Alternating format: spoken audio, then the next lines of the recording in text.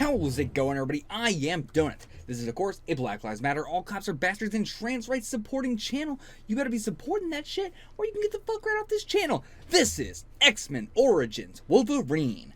Last time, I said for Last Stand that, oh yeah, I think this is gonna be, you know, a lot of Wolverine's origin and everything, and yeah, completely forgetting that I had looked at the list of all the X-Men movies. I had seen that there was one called X-Men Origins Wolverine, and I just completely blanked out on that. But so, okay, that's clearly what we're getting in this movie. I don't know how much of a prediction I can do, because it's just right there. I mean, there is clearly something bad that Wolverine did before the memory loss and everything. Like, that's what this is going to be focusing on. That's going to be the big thing here, is the stuff that Stryker was talking about of the... I don't remember the exact phrasing of it, but, you know, oh, if you knew what you used to do, then blah, blah, blah, blah, blah. So, that's what it's going to be about. I assume it's not going to be as much of Wolverine as it is going to be about Logan and then seeing how he became Wolverine. And what that process was like, getting clarification on what his mutant ability is. It seems like it's just the heightened senses and the healing and the adamantium definitely came from this, but like the healing also seems like it came from this based off of that girl from the second movie. So, yeah, I don't have any other predictions. I mean, Stryker's going to be a big villain again, I assume. Also because this movie might go in and out of... This movie might start in the present time, or even another like time skip further probably, but then the vast majority of the movie will be in flashback. Or we could just be in flashback the whole movie, but my guess is that we're going to be cutting back and forth between a current plot with Stryker and the flashback stuff with Stryker. That's my guess. If you want to see the full length, check it out in the description below. It's available for everybody. No syncing up required. Picture-in-picture. If you've been watching this long, you know what the deal is. This is even less than the MCU. I feel like this is more linear, and I don't need to say that every time, but I feel the need to. So, yeah. Check out the reaction. And if you're interested, check out my full-length reactions to the series that I do, because you gotta pay for those, but gotta make my money somehow. Alright, let's jump in.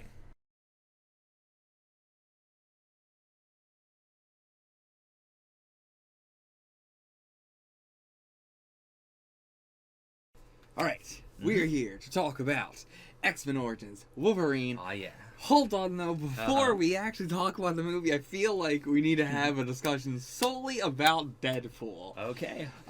Before this, because I have some questions I want to get them clarified before we really get into our discussion.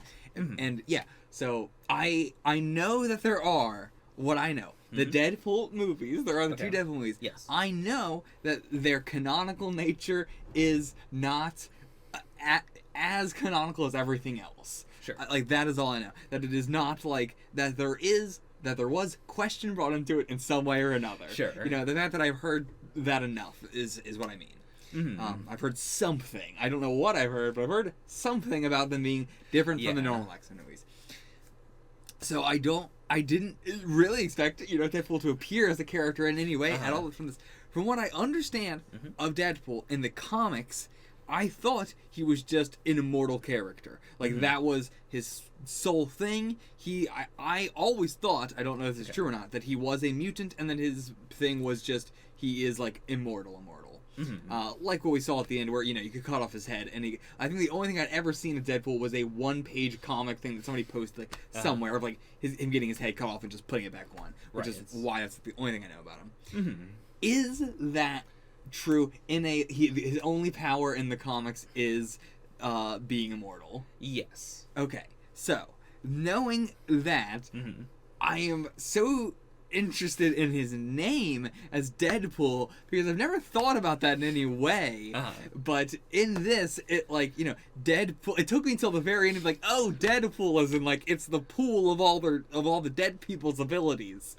And yeah, well, even that I'm not totally sure about. What do you mean? Because I don't think any of the, like, which characters that he got the powers from were dead.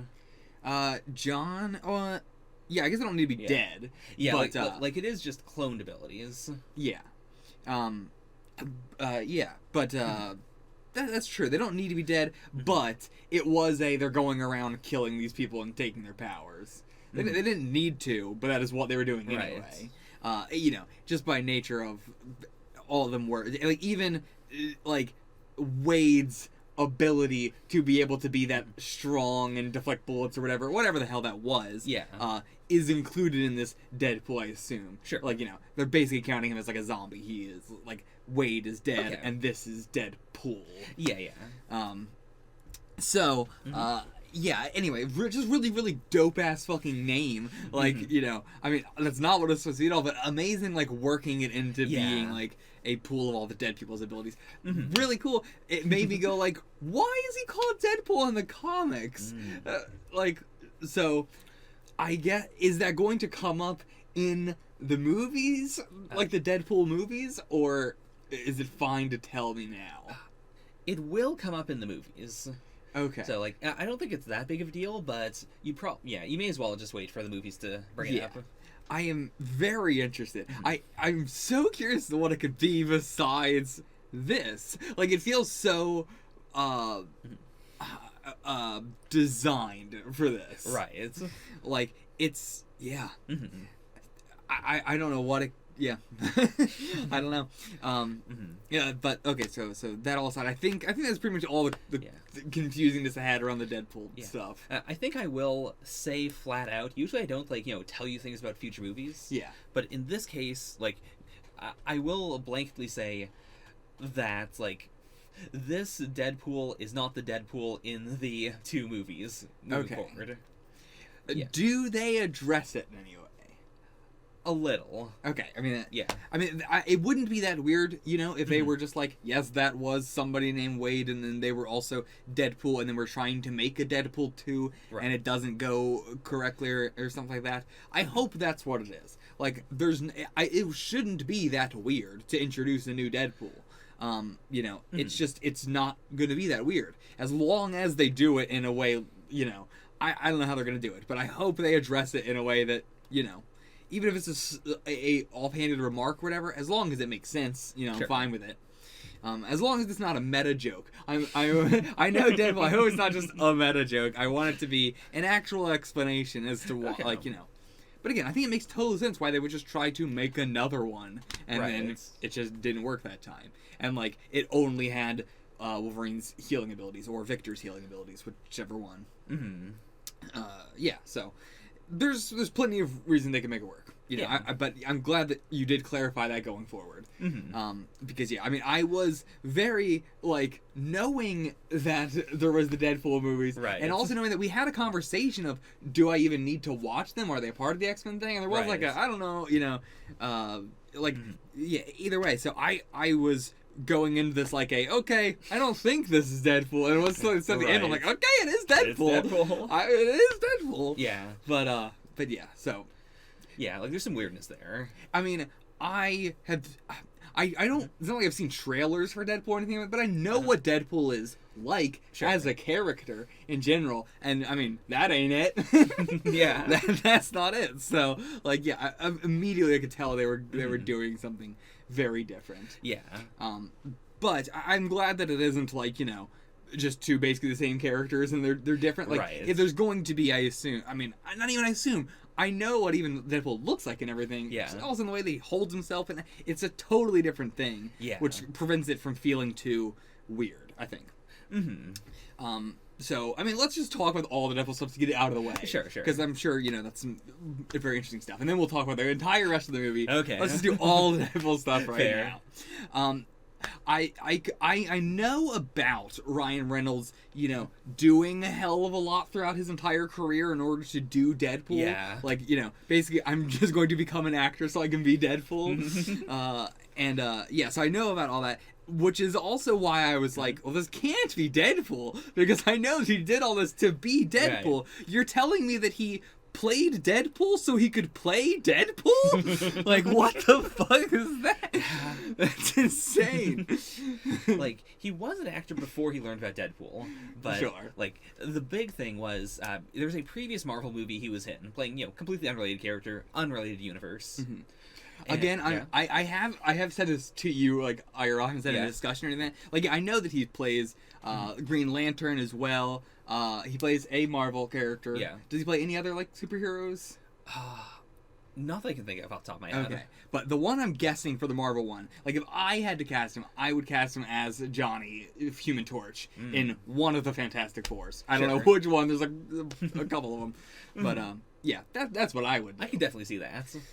Yeah. So, but yeah, like in that movie, he played the character in a very like fun, jokey way, and a Marvel person did like reach out to him and say, "Hey, you were really good in this movie. I thought it was really fun. It reminded me a lot of Deadpool, honestly. I don't know if you know Deadpool. I'm just gonna send you some like, I'll use my Marvel privilege, just send you some, random Deadpool comics. I think you'd like the character." It wasn't a like, "Hey, do you want to do a movie on your thing?" It was literally just you like this character? You remind me of Deadpool. I like Deadpool. Oh, that's so sweet. So like Ryan like hadn't really heard of the character at all. And the very first comic, like of the random Selection Joes, the first comic he read, included Deadpool, the character, mentioning that he looked like an ugly Ryan Reynolds. Like it was a very offhand, pop culture reference. Yeah. But he saw it and he was like, "Even Deadpool wants me to be Deadpool. How can I say no?" Yeah. So he was like, like he read more Deadpool. He liked the character a lot. And, like, he kept on pitching to Fox, like, "I want to do a Deadpool movie. Yeah. And here's everything I'm doing. Like, I can write it out. I can direct it." Like... It's very interesting. I feel like Ryan Reynolds has now gotten... Even though he's played all these other superheroes, he's gotten himself into this thing where how are they going to do a Deadpool without Ryan Reynolds at any point? Yeah. In the way that I think has only really been encapsulated with, like... Samuel L. Jackson as Nick Fury. Sure. Nick Fury was not black originally and everything like that. Whereas now, I don't know how you would possibly do that character and it not be Samuel L. Jackson. Yeah. It's just he immediately, I mean, the Ultimate Universe, we talked about that on tomorrow's stuff. Oh, yeah. It elevated his character just basing him off of Samuel L. Jackson and then having, it's just the kind of thing where the personality was written around the person, and then they started acting as them anyway, and it's like so tied together. It is perfectly iconic. Yeah. Like, if you do a different, like, Nick Fury, like, even, like, the animated Nick Furies are obviously meant to be Samuel L. Jackson, even if the voice actor is different. Yeah. It is a very obvious, like, okay, he's doing a Nick Fury impression. And yeah, that is easier when you get away with doing, like, animation, but then if you do, like, a CG thing, like, you're gonna CG Samuel L. Jackson in there, like, years later and everything. Yeah. It's really interesting. Whereas, like, iconic is the word used, but I wouldn't even use the word iconic. Where it is, they have gone past iconic into, like, they are the character now. Yeah. Yeah, because there's plenty of other actors where they're definitely iconic and everything. But yeah, like... Yeah, like, there's, like, the iconic Batman portrayal, the iconic Superman portrayal. Yeah. But there's a difference between that and I don't want to watch a movie with this character in it if it's not this actor. Yeah. That is the character. And it helps a lot when it's, like, more recent stuff where it's like, I'm guessing there has not been a live-action Deadpool that is not Ryan Reynolds. Yeah. So it's like... you run into that problem, too, where it's like, people have only ever seen this character as this person. Yeah. And so it becomes ingrained as that person. And I don't know, that sort of stuff is always so fascinating to me when I think about what it's going to be like so many years from now down the road. Yeah, I don't know. It's interesting. Like, either way. Yeah. So knowing that, him playing two different Deadpool roles as, like, the iconic person we're being... and this one being very clearly forced. Wade was very scary because I felt like Ryan Reynolds was going to kill me. Yeah. They really channeled his rage into that role. Or not even not the rage, the just deadness. The absolute lack of any feeling inside them. He is a zombie where people type things out and then he listens to the typing and goes, "Okay, I'm going to do that." Yeah. And I mean, even in the beginning of the movie, he's so, like, dry.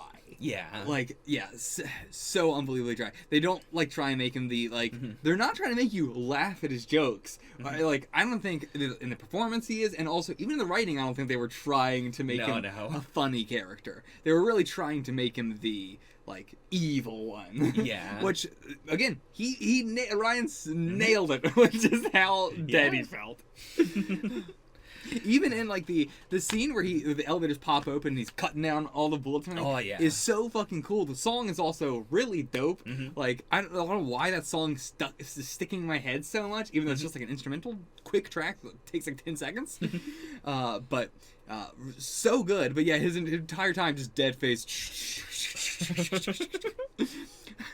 But like I totally buy him being that like sociopathic, absolutely no empathy sort of thing, and I'm glad that we did the whole like he dies off the screen and then he comes back at the end. Like he is perfect as the robotic zombie final boss sort of thing, and I'm glad they did it. You know, he hated it, but I'm gonna say I'm glad it happened because it was scary and I liked it, and it was a fun final fight. Fair. But yeah, like, this was the big, like, in order to get the Deadpool movie, you gotta play Deadpool, but we are going to make him not funny, and also, if you ask to do anything that you would like to do, the answer is no. Like, this is the first movie where Hugh Jackman was, like, he is, like, an executive producer on the movie. Like, whoa, okay. Like, he opened his own studio, and he was like, alright, I'm going to co-produce this movie. And, damn. And, like, as a part of that, like... basically, he had, you know, executive decisions on anything that Wolverine does in the movie. I wonder if that's why his hair looked so much better in this movie. I distinctly noticed that his hair looked way better in these movies, in this movie than it did in the past 3 movies. Was he like, all right, guys, we are getting my hair on point, all right? It always looks it looks very thin normally, whereas this movie, it felt thick and like a, you know, actual, like, animal mane. Yeah. Right, it's not mane, but, like, yeah, hair. Like fur. Yeah, fur, whatever. But yeah, like, and I would say Ryan Reynolds is the exact opposite. So whereas Hugh Jackman could do, like, literally, if he doesn't want to do a scene, he would just not do the scene. He has the absolute power. Yeah. But, you know, that also means that he, you know, this is his vision of what Wolverine is like. And it does, like, come across, I think. Like, Wolverine feels a lot more like a person in this movie. Absolutely. Like, in the X-Men movies, he's, you know, he is Wolverine, but it doesn't feel like there's a lot of, like, interiority to him. Yeah. He has those times where he feels like, okay, we have to take him out of character just a little bit to make him do a one-liner. And it's like, it's not that he wouldn't do that one-liner, it's just like, I can feel the rigidness in how he's delivering the line. Yeah. But yeah, this felt like so much more natural. And I mean, yeah, Wolverine's great. I love Wolverine. He's amazing. Yeah. I'm so glad that I love him this much. You know, I was very worried that it was going to be too, like, as I first said, I thought it was going to be too cool for school for me. Right. I thought it was going to be too much like how Wade was acting in the beginning of this movie. Like, that's kind of what I was expecting. Right. And so, I'm very glad that it's not that. You know, Wolverine has tiny little moments where they have to have him, like, do, you know, something that it's like, you know, I'm like, why are you helping these people, you know, or like, you know, so, but like for the most part, he is a very good person, and like, I appreciate that they're not trying to do the, like, you know, he did all this bad shit, but, you know, honestly, he is kind of a little bit of a bad person. I was very worried for what did Wolverine do that Stryker was talking about? Right. Like, you know, was it a Wolverine thing, or was it a Logan thing, or was it them, you know, forcing him to do something? Yeah. And so, like, yeah, early throughout his life, like, yeah, there is a lot of the, like, you know, he is going to put his brother above everything else. Yeah. And, you know, I understand why, because, again, it's not just that it's like he's putting his brother above everybody else. He's putting the one person who, like, two-sided. One, the person who's been there with him the entire time through lifetimes and lifetimes and lifetimes, and the only person who can continue to be there through him, with him, lifetime and lifetime and lifetime. So it's not, like, even if he hates him, even if he hated his guts, like, and that's not even clearly what it is, right? But even if he did truly, you know, want to kill him, there is that thing in the back of you that's like, but they're the only person that I'm not going to outlive. Yeah. And, like, yeah, there's something to just have that one person there who knows you for who you were back then. Yeah. And he feels like he can always rein him in, you know, up until the end. And then he went, not my problem. Which, again, after lifetimes and lifetimes of fighting in war after war after war, I get why he's like, not my problem. I'm done. You know, this movie felt like that, like the action hero who retires, and then the general has to come back and like, we need you for one last mission. Oh, yeah. But it works because it's like, it's not the, oh, you've done these hard battles, whatever. It's, you fought in multiple wars. Right. You fought in multiple world wars. You know, I get why Wolverine wants to fucking retire and be done with this shit. Yeah. I get it, and I don't, it's not something where you can be mad at him. Yeah, because it is also the, like, he still, you know, is a good person. He still does good things in his general area. And it's not like, you know, he's not like Iron Man. Yeah. Like, it's not a, oh, you could be out there doing so much more. It is a, like, you know, no matter what he's doing, he's only going to do, you know, a bit. And he is continually trying to be a good person. He's trying to do good things. Yeah. Yeah, I think, yeah, it's, like, man, the opening scene with, you know, him going through his whole life and everything is so, like, yeah, like, what's he gonna fucking do? Like, I imagine he probably has an insane, like rap sheet, you know? Yeah. Crazy amount. The life he's lived and what Victor has done and everything. I imagine that he doesn't have much of a choice besides being in the military. Yeah. Like, or else he'll probably be in jail or, you know, whatever. I mean, like, what kind of happened anyway? Like, because he's still, even after all that, still, you know, Victor going crazy and having to kill his superior officers and all that. Because there's also the identity thing. Like, they don't, he does age, but it's very little. Mm-hmm. So every, like, 10 years, he can't just say, hey, this is who I was, like, you know, in the last World War. He does have, like, presumably, he would have to either reinvent himself, or because, you know, war recruiters don't really care that much, he can just say, whatever. Yeah, I assume that he probably, has ins with the military, and the military knows that he is a mutant, and same with Victor, and that's why they've been in all these wars. Yeah. Like, that's what I'm saying. Yeah. You know, they know that, like, you have this history, also, you don't age, that's fucking weird, but okay, you know, once they figured out that, probably in whatever was the first one that he fought in, you know, I imagine, when he's probably, they're taking, like, bullets out of his body and shit, too. Like, you know, back in those wars, this bullet's probably not going straight through. Yeah. There's probably a lot of, like, okay, you got 18 bullets in you we gotta take out. Right. They know he's a mutant. Yeah, and I can see why, like, they wouldn't escalate him. Like, I can see him being, you know, like, their little secrets. Up until, like, Stryker eventually, like, you know, one of the later wars is like, hey, we're gonna have you do something else. You're gonna do some Black Ops stuff. Yeah. Because, like, that's also when they were starting to, like, really understand mutants. Yeah, and it was, like, all kind of connected for, like, the, you know, we want this because it's got the vibranium, adamantium, and then we can use that on Wolverine, and then we can... It was all very connected. Like, it was okay, now let's bring them together now that we know where this thing is, that, you know, it's all connected to the weapons, whatever, we'll just say, because there's multiple ones. Yeah. The weapons and Deadpool's weapon as well, so. Yeah.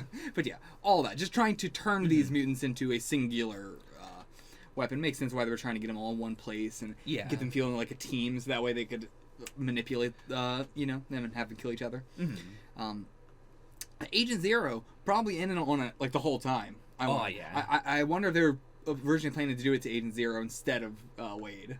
I could see that. Because, like, Wade seems, or the two of them seem like they are just trained insanely well. Yeah. And, like, maybe Wade also had a mutant ability, but, like, I don't know what it would have been. And same with Agent Zero. I have no idea what his, you know, mutant ability would have been. Is it, you know, like, does he have an ability that makes him really good at sniping, or is he just legitimately that good? Yeah. Who knows? Yeah. You know, they could have some other entire thing. I assume Agent Zero probably has something, like, in his eyes where he can, like, you know, perceive stuff really well, or he's got, like, hair reflexes or whatever. Hair trigger reflexes. Yeah, and same with Wade, I assume, has something like that. Insanely quick reflexes or something. Was, like, his original thing. And I'm curious if, like, you know, the Deadpool in the future movies can do the same shit. Like, can he just do this with bullets? Just fling katanas? I don't know. Or does he just let the bullets hit him and then just cut people? I don't know. Because, yeah, he definitely didn't want to get hit by the bullets, which means they didn't already have any sort of, like, regeneration or anything like that, or immortality. I assume. I mean, you also just don't want to get hit by bullets, but still. Yeah. I would say definitely no immortality, or, like, no regeneration at the very least. Or if it was there, it was bad. Because they do describe, like, Stryker describes that in the, like, Deadpool program, his son was, like, you know, his first step into, like, getting this ball rolling. Yeah. And then, like, Logan specifically was the last step. Right. Which I think, yeah. But, like Logan also has higher regeneration than even, like, Victor. Yeah, like, that's... So, like, that makes sense. Yeah, like, that's why I think he'd have to be, you know, the last possible step. But I'm saying Victor was still, assumingly, immortal. Sure. Maybe. You know, it's hard to say. But, like, but they needed it from Wolverine. Yeah. You know. So, like... It doesn't necessarily mean that Wade, you know, didn't have it. Yeah. Just that it wasn't nearly as good. Not as strong as Wolverine's. Yeah. Which is another level on top. Like, again, Victor heals very, very quickly and stuff like that. But it's just not as good as they wanted it. Yeah, like, you have to have the healing factor necessary for actual, just straight up liquid metal to be coating all of your bones. Yeah. Like, it's not even a comic booky, like, you have to be able to, punch through 7 buildings or something. Like, it is a very concrete thing, and you look at it and you go, yeah, this isn't possible for a human to survive. You can't do this. Absolutely not. I can see why someone who can regenerate wouldn't be able to survive this one. Yeah, like, it is... Definitely a much different scene than, like, Luke Cage being put in, like, the acid and that. Like, I was definitely thinking about that going into this. Like, are they going to sell me on how painful this is and how, like, impossible this is? And, like, they did. They absolutely did. Oh, I'm glad. Very, very glad as well. I mean, this is a very classic scene in general. We're going to put you in the tank and you're going to come out as the superhero sort of thing. I mean, that's how all Rider started, you know, as well. Which, do you know actually which came first, like Wolverine's origin or the original Rider origin? The original Rider origin. Okay. Like, Wolverine has been around for a long time in the comics, and like the Weapon X stuff is more recent, like, not super duper recent, but it's more like 80s recent. Okay. Whereas, Rider was like late 70s. Yeah. I'm curious as what that, like, the first thing to do that was, that I mean, like, it goes back to, like, Frankenstein and stuff. Yeah. But specifically, I mean, the tank of water that you are put in. Actually, that's not the first Rider. First Rider was not a tank of water. No. I'm just thinking of Build. Yeah, first Rider was more Superman. Farthest away from the first Rider. But no, yeah, the first Rider was just a table. And, you know, it was yeah. But it was that, like, we're going to replace everything inside you, make you cyborg or, adamantium or whatever. And, like, I do love that sort of shit, It's a trope that I'm always going to love. And, like, especially when they retain their humanity and stuff afterwards. Like, I hate the trope when this happens and then they have no humanity afterwards and they are just like after this has been done to me, why, I'm not a human anymore, why should I bother? I hate that shit. Yeah. And I do think Wolverine is, like, he's iconic for a reason, because he has the combo of the indestructible claws, indestructible, like, skeleton, but then very destructible body that just regenerates. Yeah. So, like, you get, scenes where he's, like, like something where he cuts through the military vehicle. Yeah.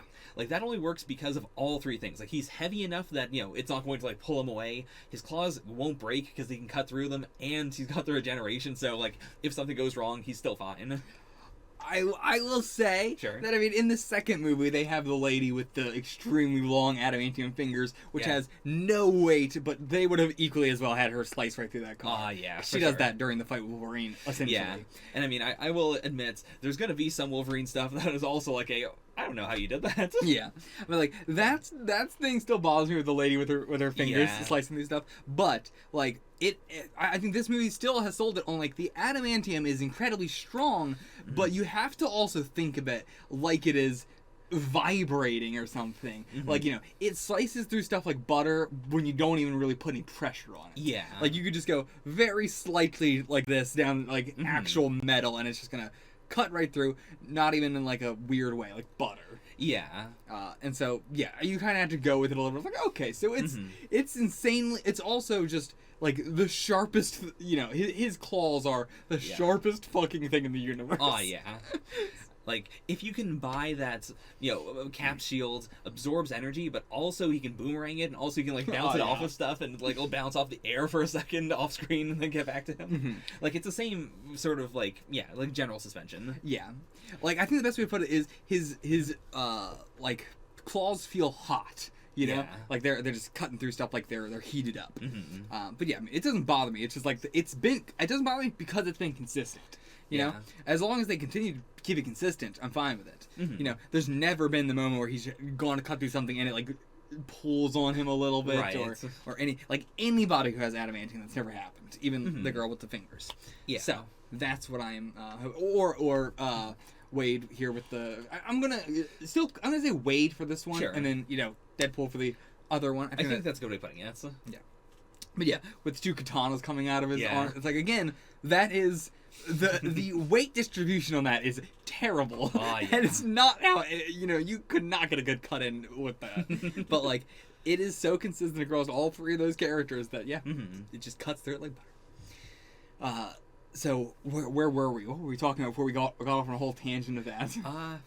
We started off with just Deadpool stuff. We finished that, I think, and then We started going into the Wolverine throughout the wars and everything. Yeah. Is there more you want to say about that? With the claws, I just want to bring up one thing, which is that in the first movie, we see an X-ray of his body, and because they weren't totally sure how they were going to handle it, there are no bones in the claws. Okay. Like, the X-ray makes it look like they must have surgically implanted claws. Yeah. Whereas here they refined it into he always had the claws, and now they're just coated in adamantium, or not just coated, but formed a little bits. I mean, I'm still unclear on if they got rid of if he had. First off, does he have 3 extra bones that come out? He does. Those are not actual bones in the arm. Those are separate looking bones. Yeah, so they are. I know they're separate looking, but I didn't know if he was breaking out a piece of his arm bone to shove out or something. No, they're definitely their own unique bones. Yeah, I mean, I think I would have definitely said or noticed something if I was thinking I would expect it to just be 3 gigantic arm bones coming out of his arm. Oh, it's just 3 femurs. Just 3 femurs.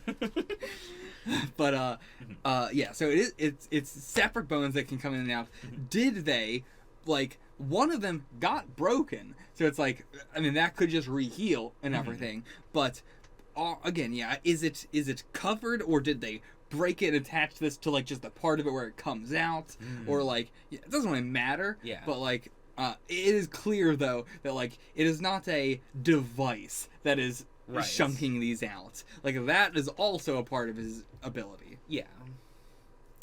So yeah, I'm glad we got the clarification on that, which was also probably not as much of a lot of people probably the average audience probably knew a little bit about Wolverine's past or was talking to people who were into the comics, so they knew going into this. But for me, it was a good mystery throughout most of the movie of I guess not a mystery throughout most of the movie for how he got the claws, but various things the name thing, where it's okay, is this Wolverine? And it's once we start getting into the him going through the wars, it's okay, that what, and even then I was are we transitioning into Wolverine, a descendant of this family, right? Or are we going to say that was, and it was okay, very quickly it was okay, so that was Wolverine. Yeah. This is once we see him and Victor there in the flashback, it's okay, so this is those two.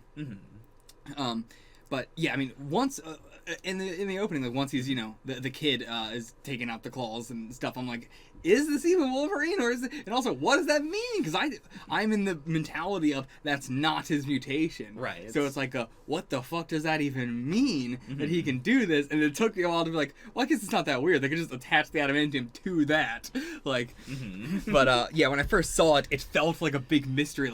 What is this weird supernatural thing that's gonna go? And I was oh no, it's actually not that weird. Yeah. But yeah, and the name thing, I don't know if they ever said the name. I'm not sure if they've ever said Wolverine's 2 names. If they've ever said 2 names. In the past, what was it? His name was James Howlett. Oh, they did say? Yeah. Okay. James Howlett. Howl. Yeah. Of course. But, and then Logan, it's just been Logan, right? Okay. So, I assume Logan is a fake name, I would assume. Not his middle name or something. I mean, it could easily be that as well, but I'm going to assume it's just a fake name and it's his current name, and maybe even that he. Well, no, because they were calling him Logan a lot throughout this movie too. So, yeah. Yeah, it's not necessarily a time period name, or else he's not changing it that often. Yeah. If it is. So I'm curious as to when he switched over to Logan. Yeah, because the only person who ever calls him James or Jimmy is Victor. Victor, yeah. So yeah, that is interesting. Also, the fact that like you know, nobody picked up on that. Like, I'm not sure if Victor ever says it in front of anybody. To be fair, but like you know, I'm curious if Victor called him Logan in front of other people or not. Right, I actually can't remember. Doesn't really matter though. To be fair, just something I'm curious about. So yeah, I guess that clears up that that like it seems pretty obvious it's just a fake name or something like that, a nickname or whatever.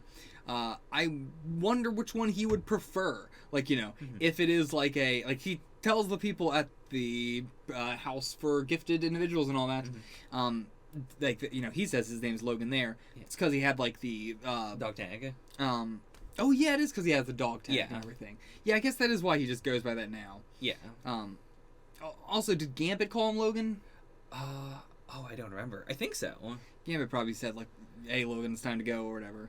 But either way, I'm curious if he's going to get his memories back at some point, and then what name he will pick for himself. Also, his wife called, or not his wife, his girlfriend called him Logan. Yeah. So I assume that I'm just going to assume he likes the name Logan. Yeah. It seems like... It ought to be. Yeah. Yeah, because they make a very big point of showing that he had no reservations with her. Like, he did tell her, presumably, everything. Yeah.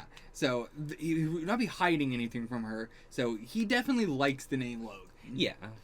So yeah. Logan is, if I call him a name, I will go with Logan. But in general, honestly, he likes Wolverine too. He really likes Wolverine. So yeah, I like getting the explanation for, you know, why his name is Wolverine and everything like that. Yeah, it's something that we don't need at all in the X-Men universe. You know, it is understood that people just do that. You know, they just do, and it's not weird at all.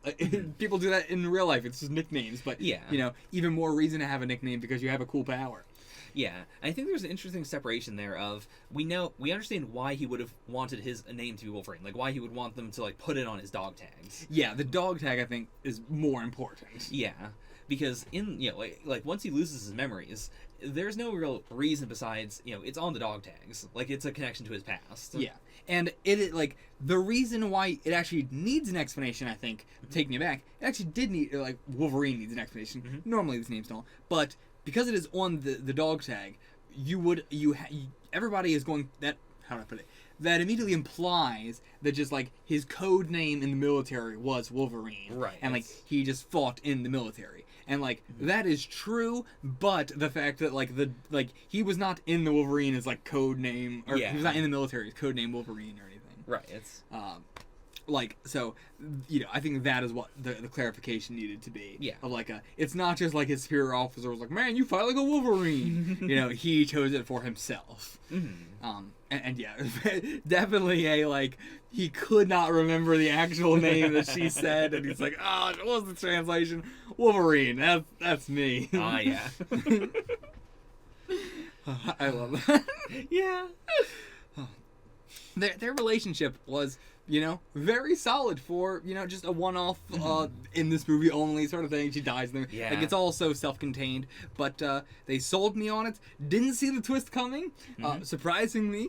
And, yeah, it was good. Yeah. I like it, like, especially because it isn't a I secretly always hated you twist. It is a, like, no, like, there was duplicity there, but at the same time, the feelings were real. Yeah. And, like, this is the kind of trope that could very easily make me roll my eyes and go, oh, I hate this shit so much, when it's like oh, I've betrayed you, but really, I loved you the whole time. That sort of shit is annoying when executed in the wrong way, which is a lot of times. Oh, yeah. And I feel like they execute it in a way here, because Wolverine is not the one that's going like no, listen to me, I know that you, like, the fact that he believed it actually is what made it work for me. That like he was like, shit, I believe it, you did fuck me over, god damn it, that sucks, well, fuck it, I'm out of here then. Like, it felt realistic, and it didn't feel like a like wish fulfillment sort of scene or whatever. And like it's then also has a little bit of consequences for him, like, not immediately trusting her and everything. And like, if he had like pushed himself, then maybe she wouldn't have died, because then maybe everything could have been solved right there in the moment, instead of like waiting for a way to get up and then all that other stuff. And like, yeah, there then becomes consequences by nature of him having a realistic reaction to it. Yeah. And with the, whole arm thing and everything, making, like, the fact that she did do that, like, it was a, she loved him, he loved her, but also on top of that, she was making him, he's now questioning himself, like, did I actually love her or not? And then, that throws a whole wrench into it, too. Like, were my feelings even genuine? I don't know. How do I know? Yeah, everything around that, very much so enjoyed. Yeah, very much so. Again, as I said, I love the fact that the movies have been Magneto, Stryker, just going back and forth between these two villains. And then, I mean, they ruined Magneto's character, but Stryker, he's such a fascinating villain. I like giving him the time to flesh out, like, just how terrible he is, like, all the different ways in which he is terrible, and like, seeing him younger is also always a nicer, like, getting to see that side of somebody, and like, he is way colder in the future, whereas here he is so much more like tantrumy. Whereas in the future he feels so much more like, I have been doing this for forever. This is a perfect plan, and absolutely nothing can go wrong. Whereas in this one, it's fuck. I always do appreciate it when I watch a prequel and I see, like, okay, this character could have grown into the character I see in the future. I feel like, especially in more recent prequels, there's this trend of, like, I need the character to be cool in the past and also cool in the future. And I'll, like, have a line or two that makes it clear, like, okay, I'm not ready to do, I can't use a laser sword yet because I use one in the future.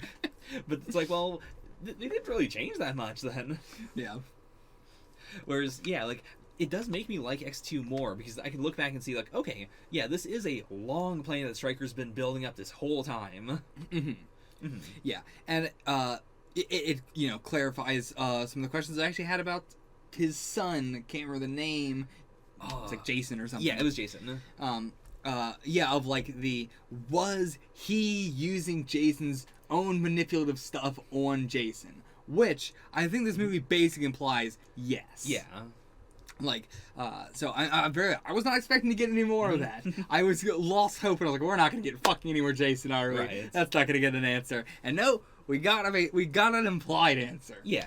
That he would have been willing to do that. That was not what Jason wanted in any way whatsoever. It was absolutely just a him thing. Yeah. Still have a, what is up with Jason? Of course. I would like to know what Jason was like as a kid and why he was, it seems sort of like the Warden thing. Warren, I think. Actually, not Warden. Warren Worthington III? Yeah, the kid with the wings. Yeah. Where it's like, he hated himself because he knew how his father would look at him. And, like, I think it's the same sort of thing of Jason. Jason, wanted to get rid of his mutant powers because of, the life that his father had, the life that he had lived in the shadow of his father for all that time.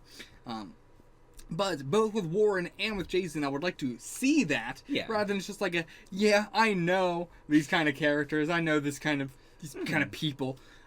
This is absolutely, what was kind of happening. But I would like to have seen that. I'd like to get to see that.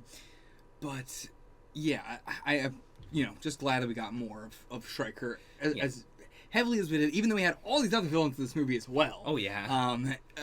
Stryker still, holding strong throughout. And Magneto, even if they ruined his fucking character, again, I'm glad that we're just getting repeating villains and everything. Yeah. I'm fucking glad. I wish they would have killed off Victor in this movie. They really should have. I know, it's because I want to do something with fucking Victor in the future and stuff. Okay, so... Oh, well, hold on. Sure. But just, they should have absolutely killed off Victor in this movie. And, like, it would have been... Yeah, it's just dumb. It's just dumb. Okay. It bothers me, but... Yeah. It's the only problem I don't like. And the fact that just Wolverine couldn't do it in the end. Like, I get it, but it's like I don't know. To have, like, the first moment was one thing. But then to have the moment happen again was too much for me. Yeah. I gave Wolverine I understand completely why he couldn't in the first time. Yeah. But he should have, like, not killing Victor is different from just letting him go. Right. Like, I do think that would have been a better, like, end to his arc there. Of, I, landed a mortal wound on my brother. Yeah. Like, I tried to kill him at the very least. Yeah. Or even, like, try to, and then instead of Deadpool at the end, it was Victor, his head coming back at the end. Like, that, they didn't need to have Wolverine kill Victor. In the final fight, they could have just had Deadpool kill Victor. You're right. It's like, that's what would bother me. I said that in the reaction. But, yeah, there's no reason why they shouldn't have just had Deadpool kill Victor there. Yeah. Yeah. I just think that's what should have happened. Especially with, I thought it was so choreographed, because Stryker puts in the command, decapitate. And just decapitate. And so, with Wolverine saying, I'm going to cut your head off, and see if that works, to Victor. Yeah. Earlier in the movie. And then that happens. It felt so, like... Right. It felt like we were foreshadowing something, and then it didn't happen.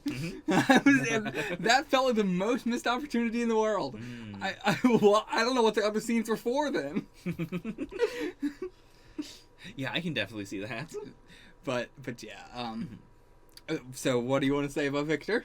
So, you have already seen him.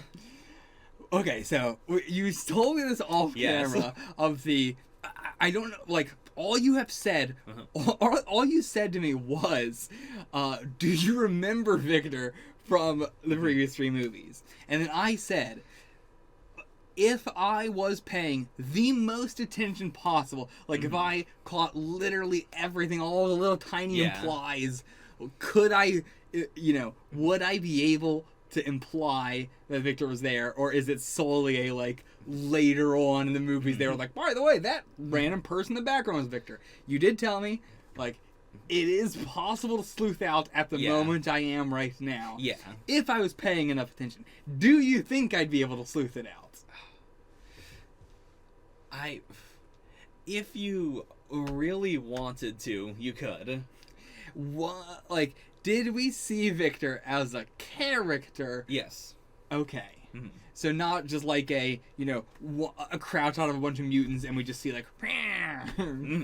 So, okay. They didn't say the name. Did they say the name Victor? They did not say the name Victor. Did they say a different name? They did say a different name. Did we get a different name besides Victor in this movie? No. Okay. I think maybe in, like, the end credits. It felt like, I mean, like, they're doing the whole thing of, like, Wolverine is an animal and Victor is an animal. Wolverine is a Wolverine and Victor is... I was, like, really paying attention. Like, are they going to say what animal he's supposed to be? And the only thing, like, cat, He's supposed to be a big cat, I guess. Like, that's the only thing I can get, is, like, that's what they were going for. So... Should you tell me or should you wait? I don't know. I don't think you'll get more evidence. Okay. I don't think this is going to lead to, like, a climax or anything. Is it a specific cat? Yes.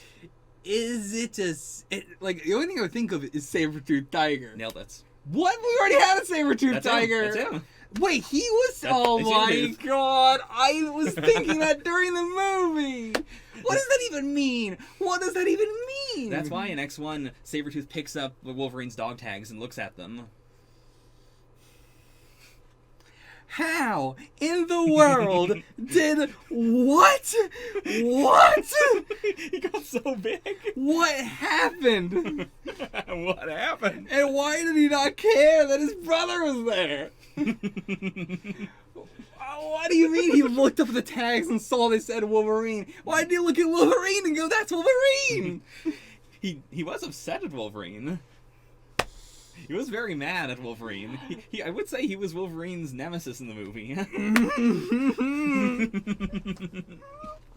This is dumb. This is a bad choice.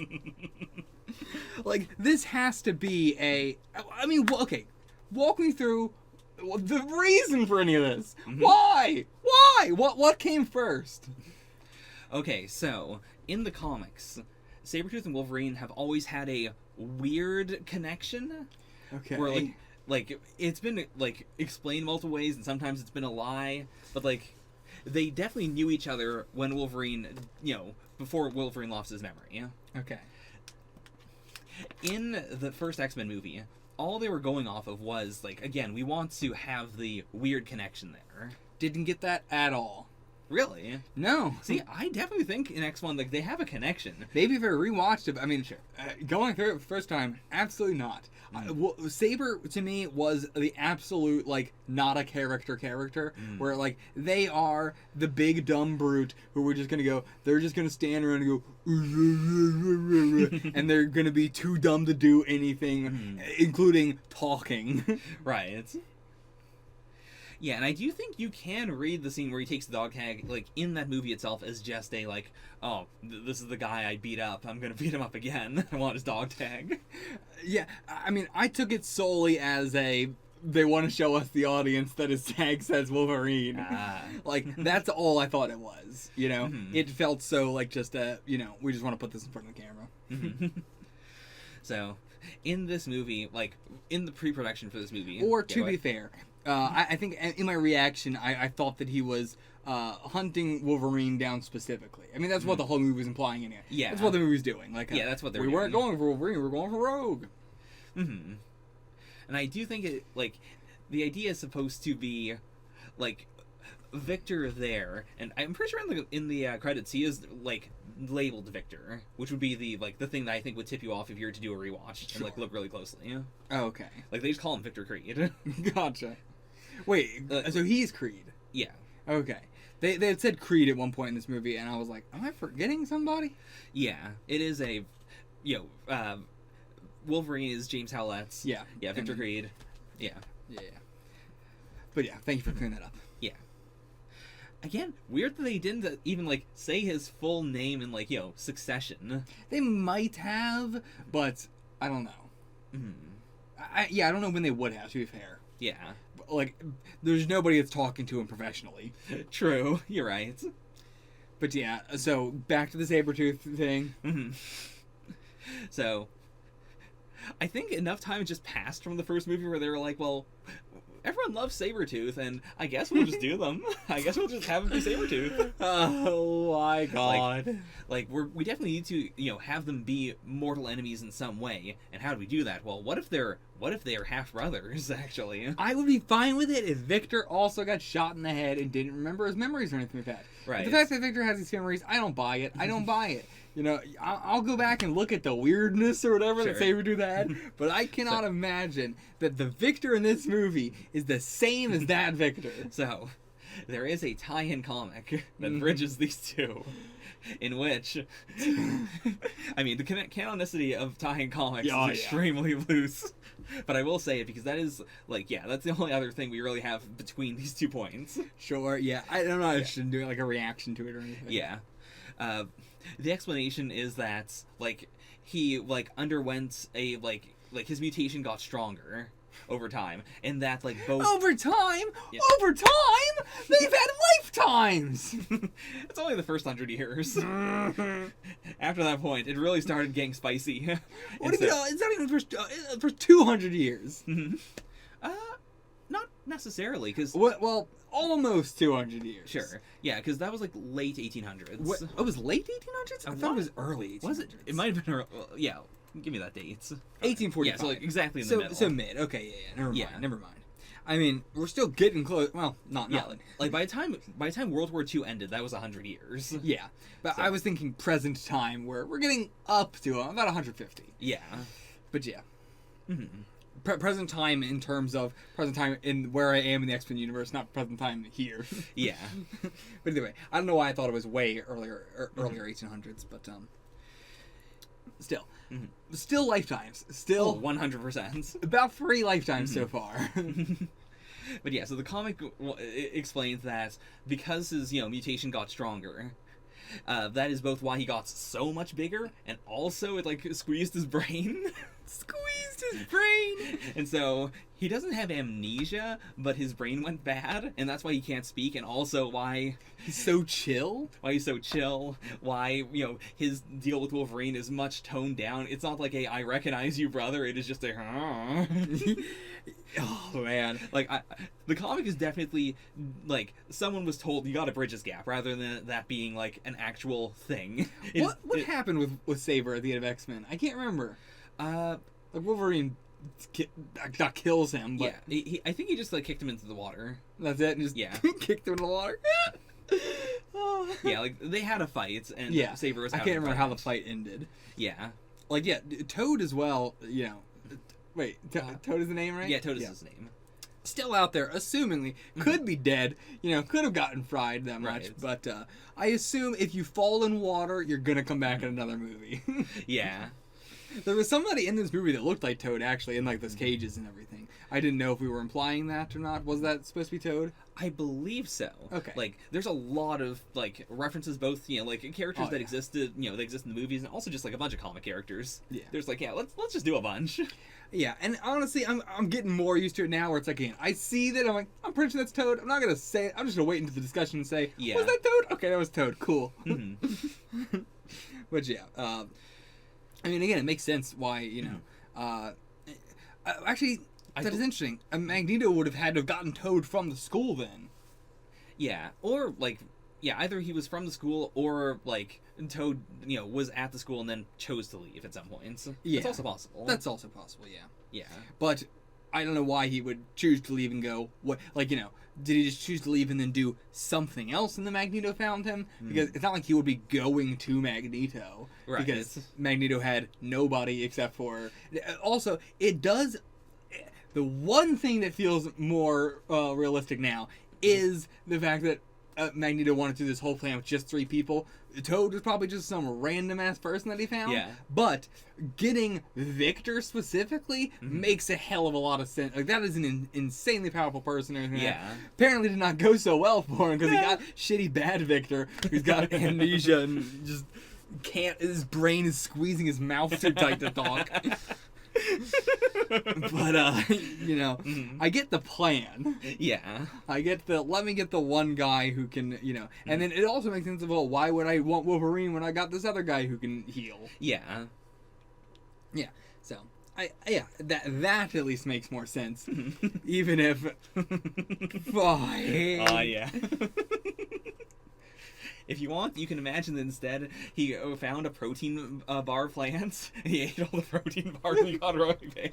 And his muscles got so big that they also squished his brain. I have to assume, legitimately, the only thing that I can justify this as makes sense to me is if, Victor got hit by, 5 cars back to back and then his body was so, just destroyed that when it tried to put it back together, it put it back together bigger and worse. Aww. I don't know how he got so big. He got so big. But yeah, that, and I think also the fake out in this movie of we're gonna erase Wolverine's memories after we do the experiment, but no, actually he managed to get away. Okay, he lost his memories because he got shot in the head. Yeah. That didn't work so well for me because they already had the setup of, we know, there is a way that we haven't seen where we can just erase his memories. It could have just been as simple as, I have the brain erasing machine, I'm just gonna slap it on him real quick. Yeah, the shooting him in the head in the specific spot that's gonna remove these memories, and I know for a fact that he can't heal memories based off of nothing. Even the original, just erase his brain real quick. It's why is this your plan? Right. Test it first. Why didn't he test it on Victor? Well, to be fair, he did straight up, Victor did say, I wanted that to be me first, and then he said, you wouldn't survive it, Victor. No, I'm saying the memory the memory thing. Okay, yeah, never mind. I retract that. Yeah. You're right. He should have tested the memory thing on anything. Even if just I'm going to erase just a tiny little part of Wolverine's brain, see if he notices, and then I'm going to try it again. Right. And do the big thing. But, it's just one of those things. It felt like the thing I complain all time about with Zemo and Civil War, just like there's so much of this plan doesn't make any fucking sense because it's entirely relying on a thing that you don't know is gonna work, and not even that you don't know is gonna work, you should not work. Right. That's just, this memory plan shouldn't work. It doesn't make sense why it works, but it does. But yeah. Again, Victor surviving and the way in which Wolverine's memories get erased. Only 2 parts of this movie that I don't like. Yeah. Everything else I like. Okay, that's good. The Blob. Oh, right. Yeah. I keep forgetting that's a part of this movie. I'm just trying to erase it from my mind. Because also, in all honesty, let's just talk about that for a second. Yeah. It's not needed in the movie at all. If you just had John know where the island was, the scene could have not happened. There's no reason. Right. He doesn't go with them or anything. Yeah. There's no reason why that scene exists. They just wanted to do it. Yeah. And it doesn't explain shit, and it feels like a plot hole. Because now I'm like, what the fuck was his ability? I have no idea what this guy is. He could stop a tank by putting his arm in a thing. Yeah. But then, Wolverine can just kick his ass by hitting him in the head, and I guess his head is not indestructible? I don't know. I will say, so, in the comics, the character, I don't remember his name. And also, I was so disappointed. I was so happy to see Kimi in this because I've never seen Kimi in any, or Kimi's actor from Lost, and Kimi from Lost, and anything but Lost. I'm just gonna keep saying Kimi. Sure. You only have specified ones. Yeah, the guy who looks exactly like Elon Musk. But yeah, I was very excited to see him because he's such a, it was a very similar kind of role. That military guy who's super gruff, and he has that way of talking. Oh, look at my cheeks like this and everything. But they just didn't go anywhere interesting with it. Yeah. He had that so gruff personality, but then I love her, man. I fell in love with her immediately. It was such he was one of the only people there that felt he should have just been in the final fight with John and everything. John wasn't in the final fight, but he should have been in a fight. He was one of the good ones. And the Beverly thing, I get why you have to have one of them who is the innocent one who gets killed. Yeah. But then it's they just kind of made his character be an asshole for no reason. What was his name? It's Kimi's character. Oh, Fred. Fred. Yeah. They could have easily had him, and they just turned him into an asshole for no reason. Yeah. So what did you want to say? That's in the comics. I don't even remember his name is Fred. I'm assuming it's Fred. I don't know why they would change it. But his mutation is he he puts on weight very easily, and his fat is indestructible. Okay. So, the rest of his body is the opposite of what they did in this movie. Yeah, because that is also I don't think we've ever seen him skinny, except for maybe when he was a little kid in the comics. And the idea is he does have to be overweight because that means more of his body is indestructible. So it's Fat Gum in My Hero Academia. Yeah, it's a classic trope of the big fat guy who's indestructible. Yeah, which is what I thought they were going for, but it's no. And there's really no reason why they didn't just do that even when he was part of the the secret squad. Yeah, because that would have been a why is this extremely overweight person on the squad? Oh right, he's indestructible. Yeah, I mean, they could have done that. No. Yeah. Instead, we just have to have a whole scene of fat jokes that is irrelevant to the entire movie's plot. It just sucks. It just sucks. Also, they did turn down an actual fat actor for the role. Of course they did. Of course they did. Because he was too fat. Which is a real weird one. What does that even mean? How do you... Isn't that the role? I know, right? Oh my god. But yeah, that was it felt so much like the we don't have enough characters here, so we had to put one other character from the comics in here, and we don't really know what to do, so we're just gonna do. I'm going to give the most insulting thing I could possibly say right now, which is it felt like in Howard the Duck when sometimes they just said, we're just going to do a comedy skit right now. Oh, yeah. We're just going to stop the movie and do a quick comedy skit. You know what? That's a good way of putting it. It was so fucking bizarre. Yeah. Again, you can cut it out entirely. Doesn't change anything. Just instead of cutting to that, just have John say, let's go to the island. Yeah, I know where the island is. Or, I know where Gambit is. Yeah. Yeah, you're right. It was Gambit. I forgot that that wasn't even a, 1-2. It was a 1-2-3. You're right, it gotta go Gambit is also incredibly weird in this movie, I gotta say. That really felt like the... I assume people love Gambit. People love Gambit. People love Gambit, and I've never heard of Gambit in my life. Never seen this in my life before. I've definitely seen the comic designs and stuff on a fucking lunchbox or a kid's backpack. I've seen designs of X-Men everywhere. Never seen Gambit, never heard of Gambit or anything like that. But I definitely got the vibe of here's the extremely popular character that we're also gonna put in this movie. The movie's not about them. Yeah. We're just gonna again do a quick scene with them. It felt like the MCU kind of thing where it's like we need to introduce another character in this movie. Before and a little before, but mostly after this movie, they've been trying. Fox has been trying so hard to make a Gambit movie. Okay. Because people love Gambit, and it was just going to be a the actor Taylor Kitsch was like, yeah, I'm completely down for this. This is a really cool first step to the Gambit movie. They never did the Gambit movie. Oh boy. I think it's still technically in pre-production, but now that Disney owns Fox, who knows? It's been in pre-production for 20 years. Yeah. I would love to see it because he seems like a gambler and that could be really fascinating as just a movie. Yeah. Like if they did a the main thing that he's doing is a prequel. I would hope they would do for Gambit. In all honesty, he's what got him in that prison, mm-hmm. or not what got him in the prison. What was he doing when they found him? Mm-hmm. Yeah, because it's as simple as just he's a Cajun gambler, and that's a really cool aesthetic. Yeah, and his ability I have not even a guess on. Okay, not even a guess. Okay, so he was manipulating gravity. He was causing shock waves. He has static electricity or something in the cards. I don't know if it's all just psychic stuff. If he's basically the same as Bradley but not electronics. He's just really powerful. But the thing that I didn't understand was at the end when Wolverine is cutting down the scaffolding sort of thing, right? And he's falling on it and everything like that, because it seemed earlier like he would fly and sort of change the direction of gravity or whatever. It also seems like his ability is connected with whatever he is holding.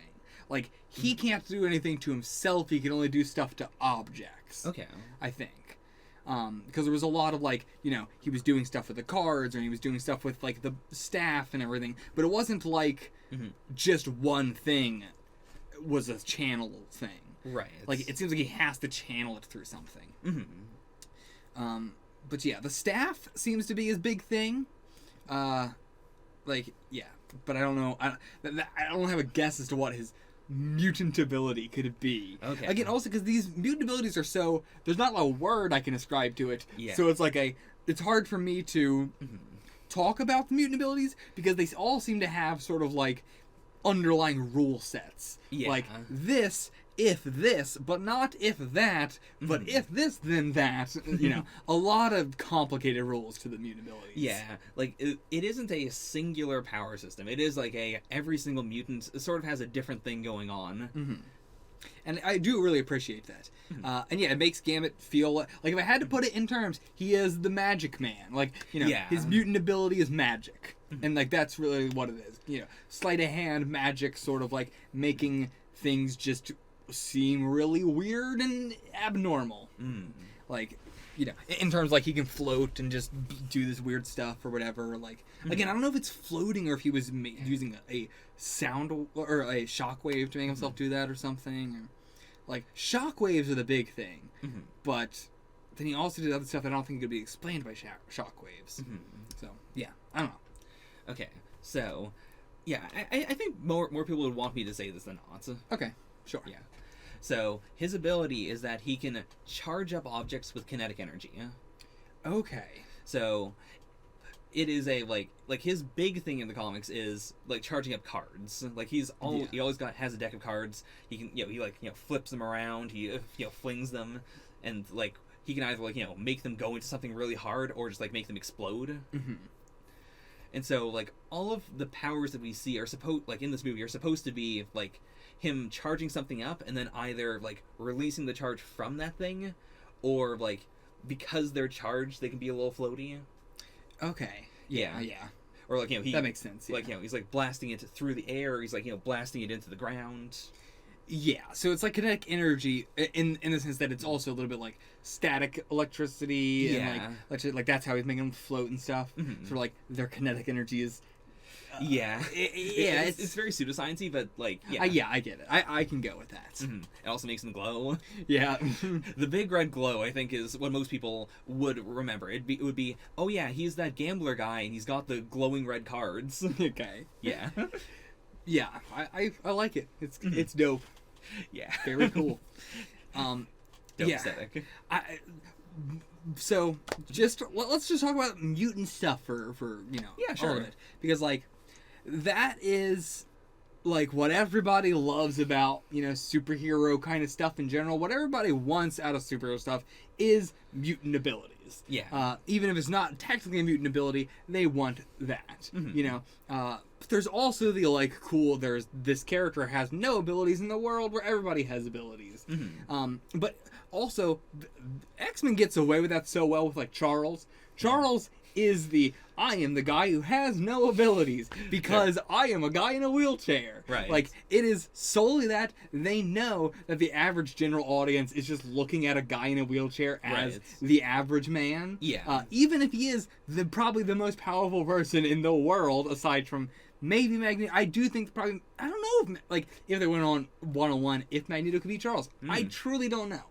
Because with the helmet, Magneto could almost certainly kill him. But again, it's like, what environment are they in? Yeah. Blah, blah, blah, blah, blah. Charles can do a lot more than just get inside somebody's mind. Like, it's like, yeah, I think Magneto can just easily make little iron balls and fling them at you, but Charles could do the same thing. Right. It's like, Charles can assumingly do everything Magneto can do. I would assume. Yeah.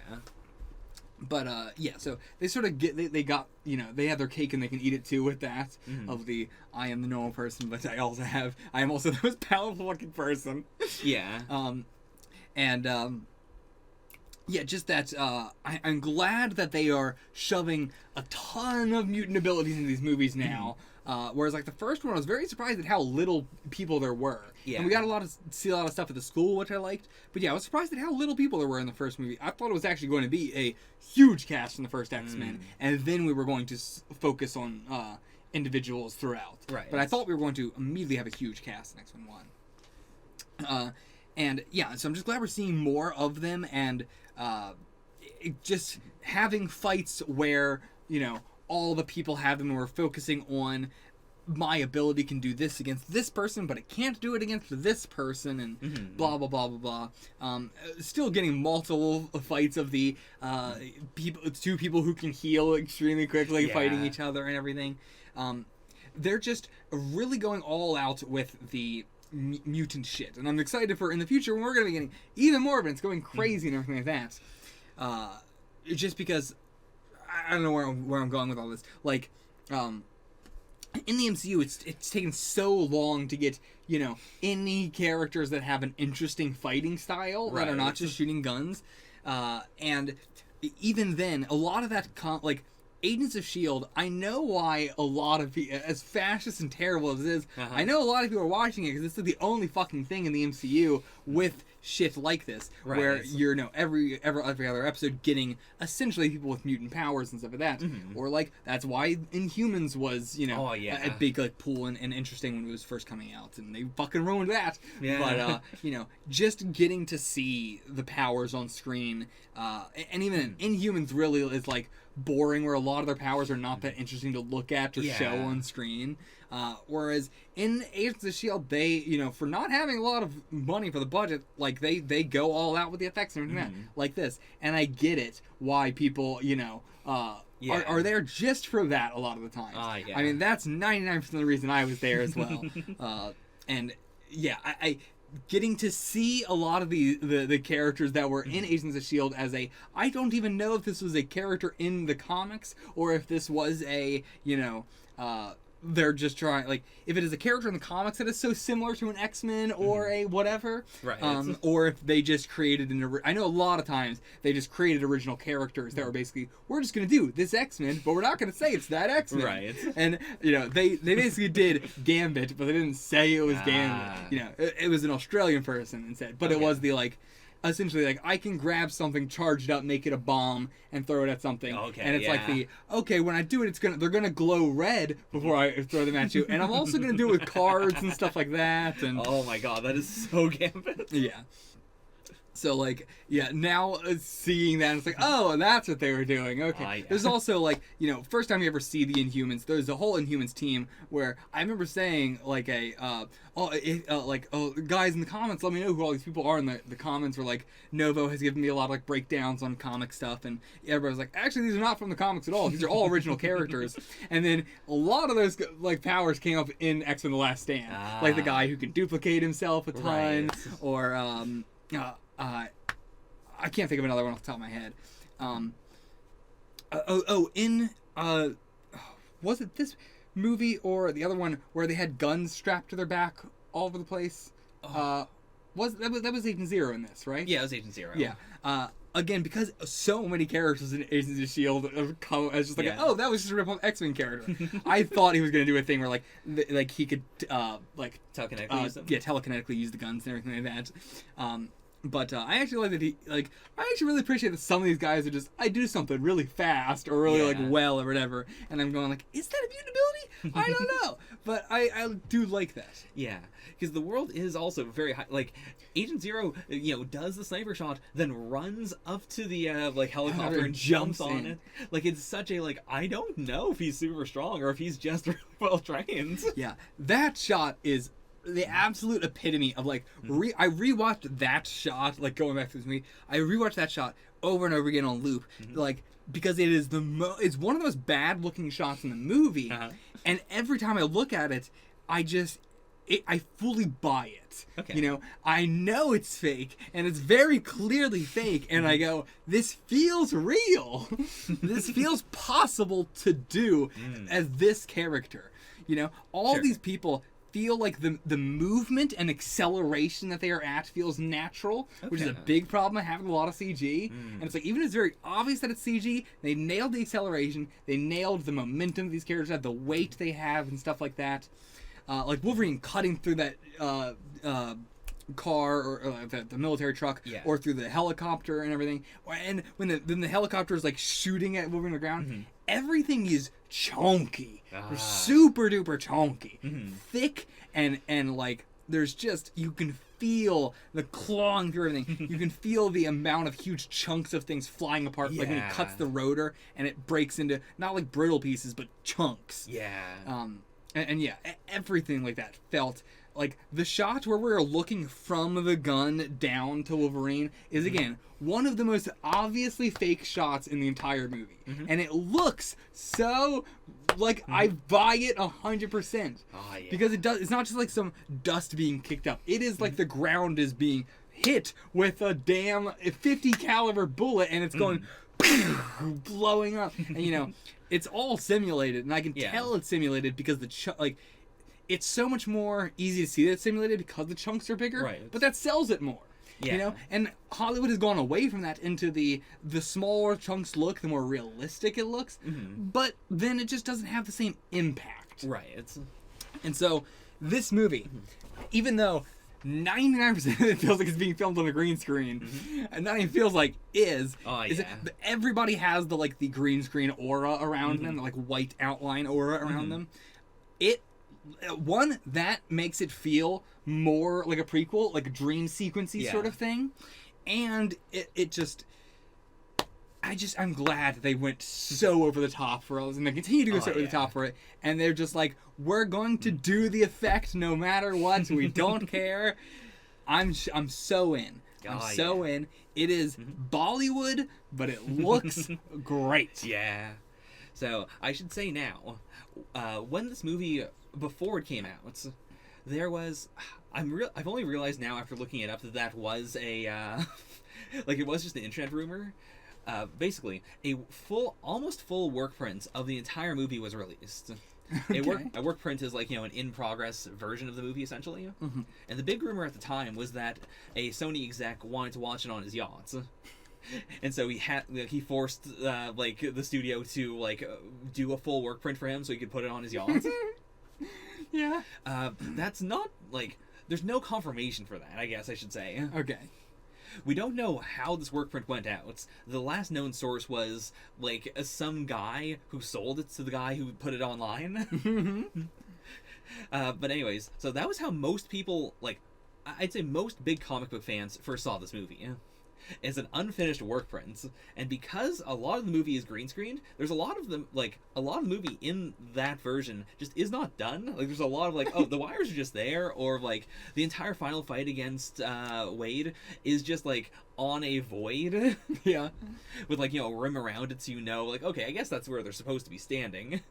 Yeah. And for the longest time, that's part of why I didn't like the movie that much, because I was like, well, boy, the movie can't look that much better than this, right?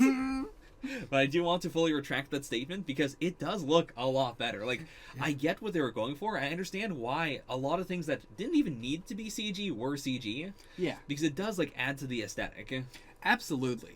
I think, again, my classic catchphrase, as someone who's never seen Star Wars, this is incredibly Star Wars. I as someone who's never seen Star Wars, I know a lot about the behind-the-scenes stuff of Star Wars, and how it was filmed and all that sort of shit. And it is clear they were doing a hell of a lot here. Definitely during the final fight and stuff, where in the Darth Vader cutting off the arm scene, that's the whole platform is real. Yeah. But everything else is green screen. Mm-hmm. And it's that's what a lot of this felt like. Yeah. The rim of the nuclear reactor is real, but everything else is green screen. Yeah. And so that is so much better than what good green screen looks like. Or not you know what I'm saying. Sure. What they usually do nowadays, which is they'll still use green screen and everything, but it's so just one dimensional. Right. There's just a green screen on the background, and that's it. And we're only going to have the camera be the character and the green screen, and that's it. It's just a green screen wall and floor, and that's it. And then I can green screen the floor and all that shit too. Whereas you gotta have the practical elements. You know? And this movie there's a hell of a lot of CG, there's so much green screen in here, but they always have the practical elements. It's just layered on top of the hill that Agent Zero is on. Yeah. It's very clear he is on a real hill, and it's all real, but then there's a green screen behind that. Yeah. That is the other hills and the other, shit going on. And there's they're doing a lot of layering in this movie. A hell of a lot of layering, which again I know is a big Star Wars thing. Yeah. So yeah, it's just very interesting to see a movie that came out in 2009 that relied a hell of a lot on layering. Right. Layering is not the right word. I don't know what the exact word is, but where they are taking in the real world physical layers and moving the camera along them to make it look like they're all one shot. And there is practical things, but they're not actually all where they're supposed to be. I'm pretty sure that's what they were doing with the helicopter when it goes over Agent Zero. I'm pretty sure it was two shots that composite on top of each other. I can envision that. But yeah, honestly, love this movie for the effects. Just being able to go to any scene and then rewatch the effects and just oh, I love it. I love all the other ones are a little bit more the effects are fun watching them from that, but it's not something where I'm enjoying going back and looking at each shot and being what did they do here? What is my guess as to what is going on here? I try not to do that too much in my actual reaction, right? But that is something I love, looking at the stunts and the CGI and stuff, and just thinking about how do they do this? And yeah, so much of that in this movie, so much interesting directing in this movie as well.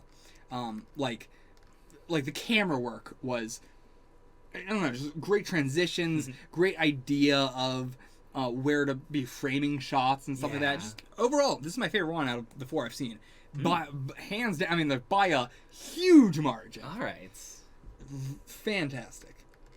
But yeah, I'm not sure where to go from here. Just been kind of talking about the action and how much I love it. And I mean, there's a lot of action in this one. Yeah. So fair. It is very interesting that Stryker is like on the team with them always. Like when they're lined up, like Stryker has like as much importance as Fred. Yeah. Like, you know, it's like Wolverine, Victor, Fred, Stryker, John, and Beverly. Yeah. But yeah, so it's interesting that like he is not even like in the center or anything as like the leader. He is just like on the team. Yeah. As just like one of the team. But he is like their superior officer. It's just like so weird in the way that they have him framed. Yeah. Like that is the only interesting thing to me. Was Stryker in the comics, like, did he have a mutant ability or anything, or like was he can you tell me a little bit about this team in the comics? I don't believe this team was in the comics. Okay. Or I didn't to be fair, I didn't think it was. As I said with like the Fred, I think they just brought like the we need, you know. Movie Stryker is very different. Like, all I think I need to tell you is that in the comics, William Stryker is a like a cult leader sort of. Like he's a very religious figure. Okay. So like is the military like sort of role, like Wolverine's origin, is it, when did that come up? Like, did it come up very early into when Wolverine was a character? Did that come up way later when Wolverine was a character? I'd say like right now it'd be more of like in the midpoint of when Wolverine was a character. Okay. So the initial concept for Wolverine was that he was a Wolverine, but it had the X gene, and the X gene caused him to mutate into like a short little man guy. Okay. And then he was also like, I believe he was a Hulk villain.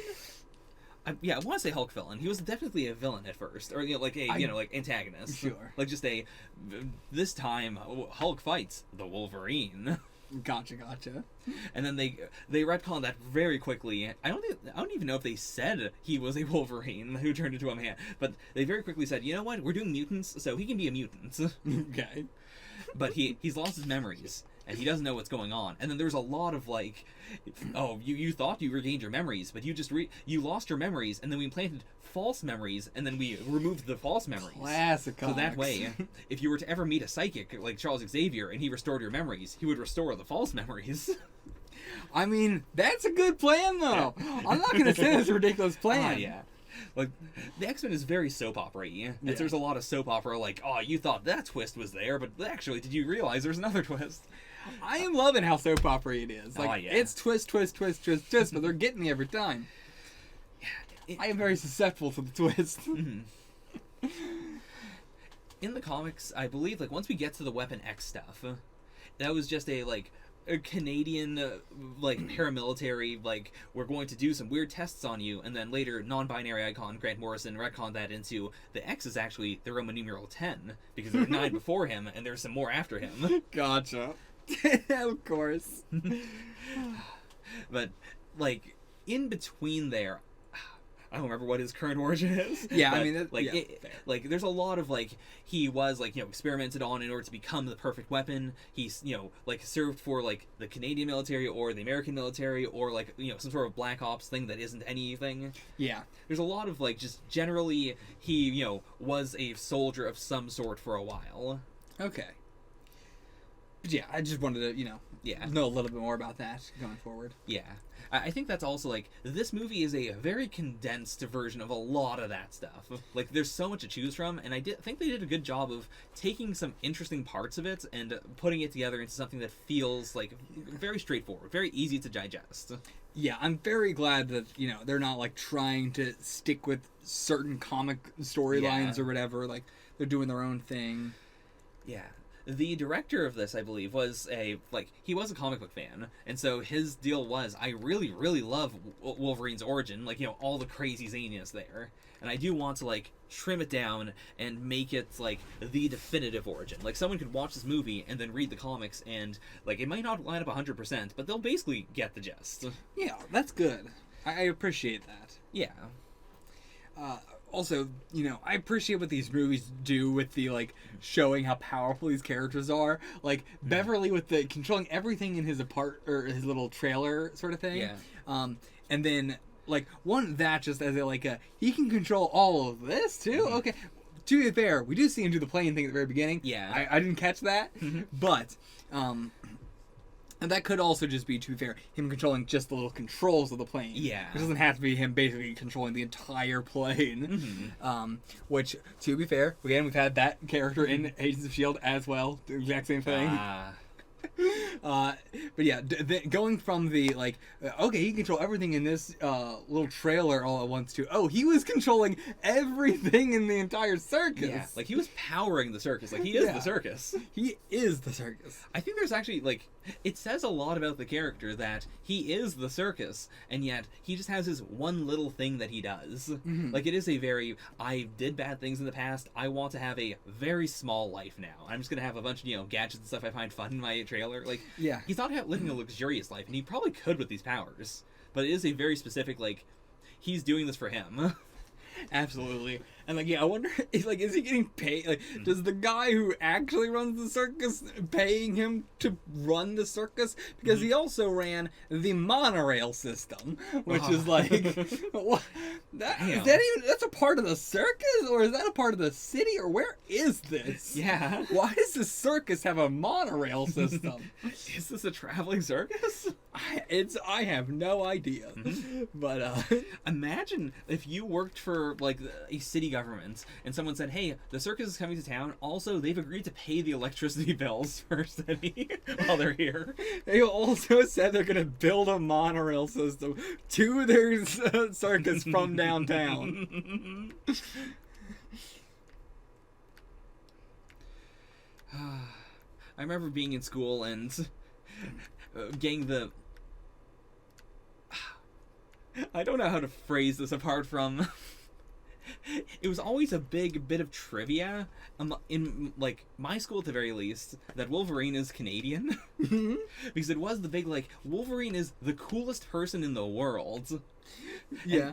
And like, there were, like, a never-ending, like, group of new kids that would come to our school, and then my class would tell them, inevitably, Wolverine was Canadian. They'd always be like, no, he can't be Canadian. To be fair, I mean, I remember before I got into all this X-Men, you also were like, Wolverine's Canadian. I don't remember how it came up, but you did the same thing to me. Well, I know me. I definitely went, oh, here's a rube who doesn't know Wolverine's Canadian. It's not that important, but it feels culturally important. To be fair, I mean, like, it feels very, like, how do I put it? Like, it is a part of his character. When I think of Wolverine now, I think of him as being, I don't know, like, the Canadian is an integral part of him. Yeah. I think it's because so much of, like, you know, when we see Wolverine, it's him around Canada and everything, like, you know. Like, his aesthetic is that. Yeah, like, I don't know if I like any look he has had or will ever have more than him as a lumberjack. Yeah. It is the perfect look. It is the perfect, like, oh, if he's found his calling, next 100 years, he's gonna be here. It's great. And, again, especially, like, being, like, the lumberjack with, like, the perfect hair. You know, this is perfect hair, Wolverine. I really hope his hair stays like this. But... like, I don't know what it is about seeing, like, a lumberjack who has, like, he has the scruffy body hair, and even his sideburns are extremely, like, puby, for lack of a better word. Like, you know, they're curly and like, thick in that way, or thick. You can see through them. Yeah. Whereas, like, his hair is normally also kind of like that. Mm-hmm. But, like, it's seeing, you know, that, but it's now all smooth and, like, I don't know how to put it. It's just such an interesting, comparison between the look. But, yeah, I'm totally into it. Oh, by the way, Hugh Jackman himself would want you to know that when, like, Wolverine, like, gets out of the, like, Weapon X tank, like, you know, when he gets out, he's flexing and all the, like, tubes pop off the back. Yeah. No part of him was digitally touched up. Okay. Like, all those muscles, all the shine, that's all him. He actually looked like that. I mean, I wouldn't have assumed that he didn't. He said it multiple times. He wanted people to know. I think it's partially because his studio is a part of this movie. Mm-hmm. He just wanted to make it very clear, like, no, I didn't ask them to make me hotter. I look like this. I'm really that. I look like that. That's me. It's all me. Yeah, I believe it. I understand you. I get it. But so where do we go from here? You know, he goes to the barn with a nice family. They immediately die. You bought that so readily. Bought it so hard. You're like, oh man, I love how there's just this really nice family, and he's gonna hang out with them, and they're gonna be nice, and then he's gonna leave, and he'll be fine.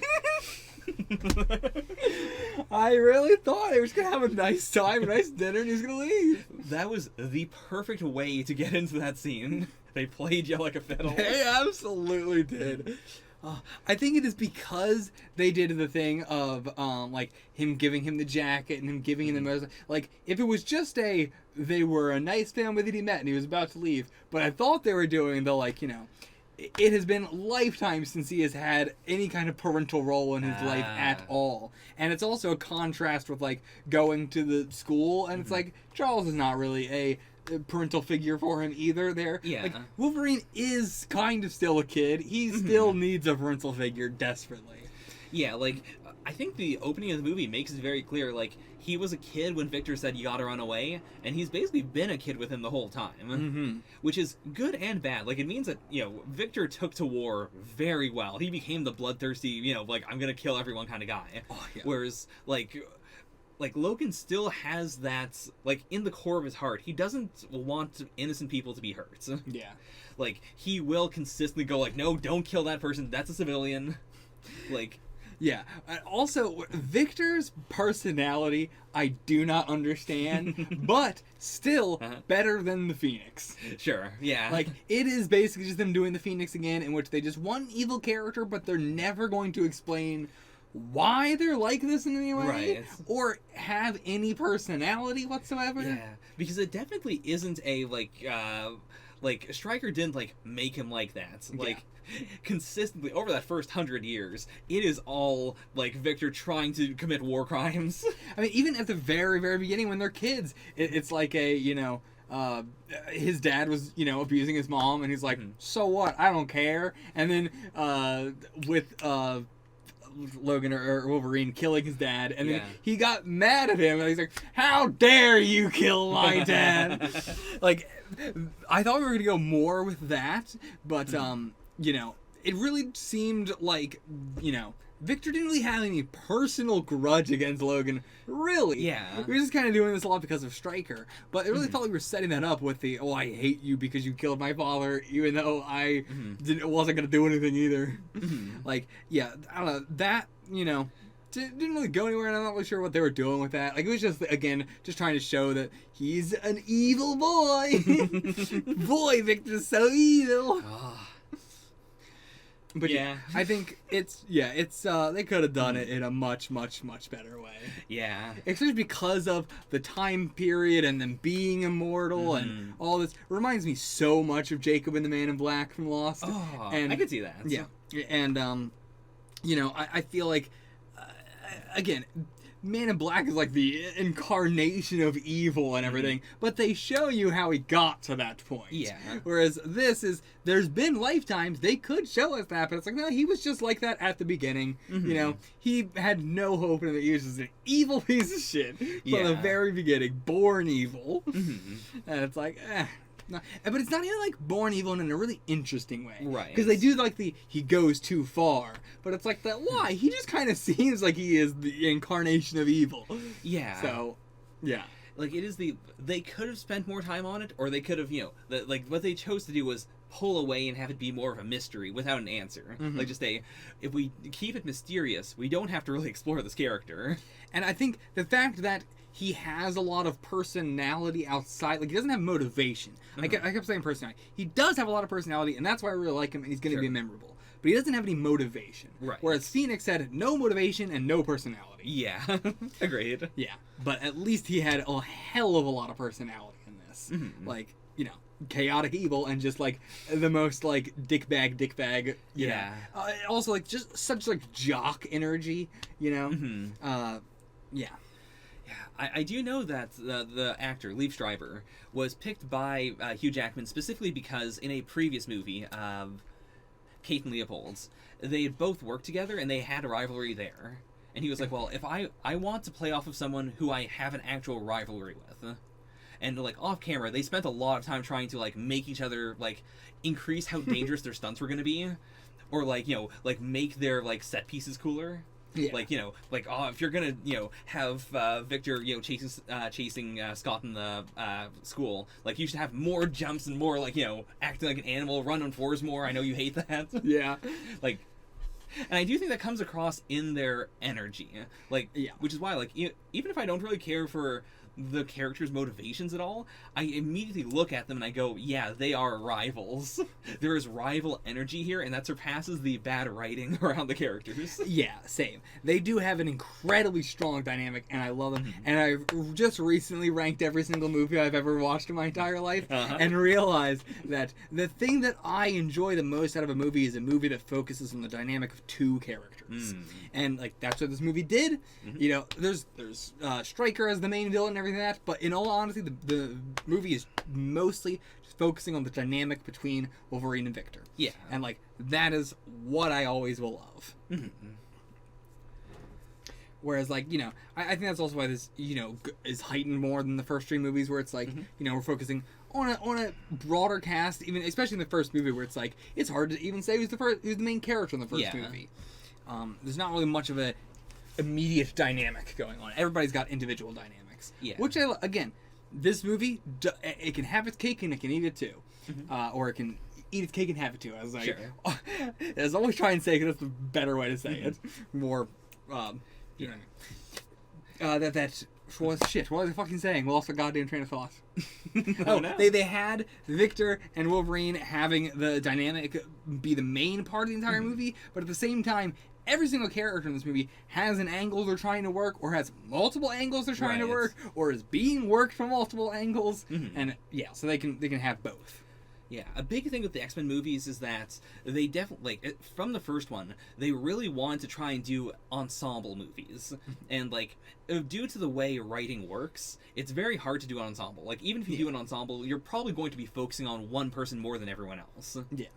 And I think X-Men Origins Wolverine does, like, the X-Men movies do try to balance that load with, like, Wolverine being the most, like, protagonist-y, but then everyone else has their own thing and they can, like, trade off. Yeah. I really feel, like, a sense of catharsis from this movie, because it feels like, okay, now Wolverine finally gets to actually be the front and center, and we don't have to worry about it skipping to other people. There are other people. The movie does balance a bunch of other characters, but it is a, like, alright, you guys, I know you love Wolverine. This one is going to be the Wolverine movie. You can watch it. You know, be reassured. It's all Wolverine. I finally get to just watch a 2-hour Wolverine fan cam. Oh, yeah. Again, if Scott stays dead, I really like getting him in this movie as a prequel and getting to see where he started the school and everything. And we do get an answer that, like, what his glasses things are doing are just putting a red tint over his eyes. And for some reason, the red in his eyes can't get out if there's red in front of his eyes. I mean, I think it's important-ish to note that, like, when he has, like, the visor on, or these glasses, or even, like, other glasses, it is, like, we never look from the side and see the beams, like, you know, firing out and hitting the light. Yeah. It is just, like, they're not firing while that's there. Yeah. I mean, with the, like, band, you know, glasses that he wears normally, that I had always thought was he is firing out the lasers constantly, and these hold it back. Yeah. But yeah, with this, it is a whatever... like, is there a name for that kind of red light? I don't remember what, you know, I'm sure there's a name for it, but... like the light itself? The light itself, like night vision or ultraviolet or whatever. Like, the red tint, there's probably a scientific name for it. But, like, that specific kind of light prevents the lasers from leaving his eyes at all. So yeah, that is interesting. Why he, like, the band, you know, makes sense why he wears that in combat and everything. Yeah. But, I guess he does just wear normal sunglasses. What am I talking about? Mm-hmm. Yeah. I was gonna say, why doesn't he just wear normal sunglasses? Oh, right, he does. Never mind. Asked and answered. Yep, never mind. So, yeah, what do you want to talk about next? You want to talk about John? We can talk about John. I love John. John's really cool. John's great.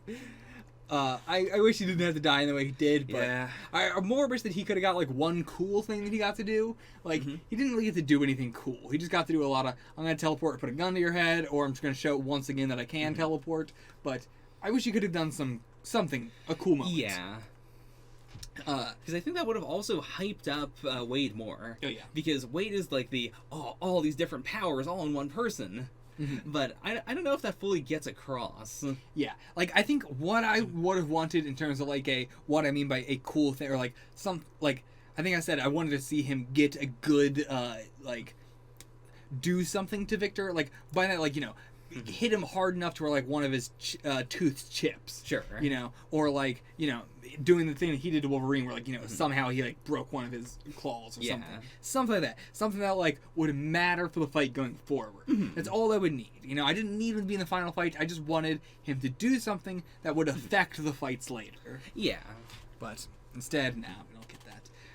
But it is interesting to see that Will.i.am's, you know, entire persona now has just been him, like, years later, not even like when this camp, but years later, than going, you know what, I really liked playing John. What if I was just John forever? So, Will.i.am picked up this role entirely because he watched X-Men 2. I don't know if he finished X-Men 2, but he watched X-Men 2, and he saw Nightcrawler, and he was like, I love this dude. I want this power. And they were like, well, there's another teleporting character in the comics. Would you like to? He's like, yeah. That was it. I mean, I get it. Dude, if they said you could be in any X-Men thing, I'd be like, yeah, I want to be Nightcrawler. And they'd be like, we already did Nightcrawler. I'm like, I don't care. I want to be Nightcrawler. And, okay, I guess we'll do another teleporting person. If there is like 8 teleporting characters, it's not going to feel that weird to me, because I get why everybody's going to be like, I want to be teleporting. Let me teleport. Oh, yeah. It's what everybody who is, like, if you've done any amount of filming as a kid or done like sketches or whatever, everybody loves the, you know, I'm gonna do a cut where it makes me look like a teleport.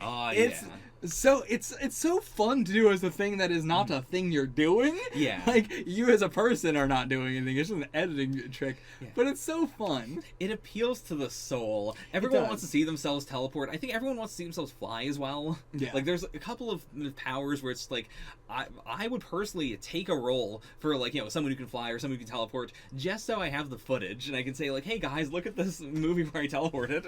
I think even with like flying and other stuff like that, it is like can I sell this? Well, like, I have to act flying. Am I going to act it well enough?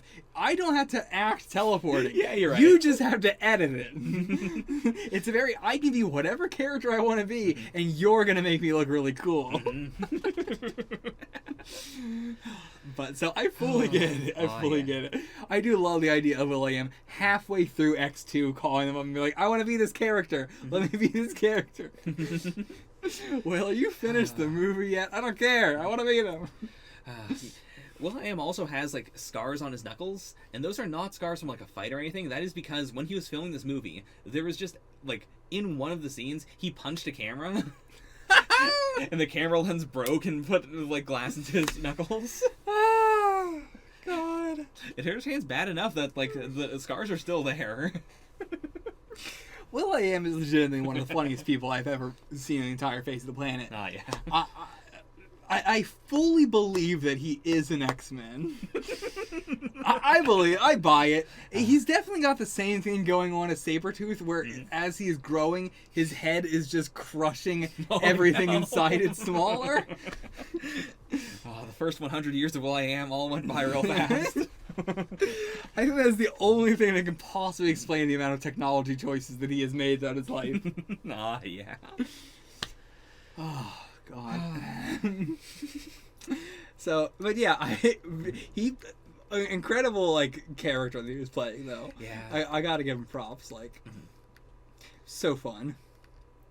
Do you think when I honestly think, out of everything in this movie, I would be like the standalone thing is, or the standout thing to me is not Gambit. It is John. Like when I rethink about this movie and I think about when I think about X2, of course it's like that was the one where Nightcrawler was in it and stuff like that. This one is like the standout new thing is just John being the coolest thing in this movie. So cool.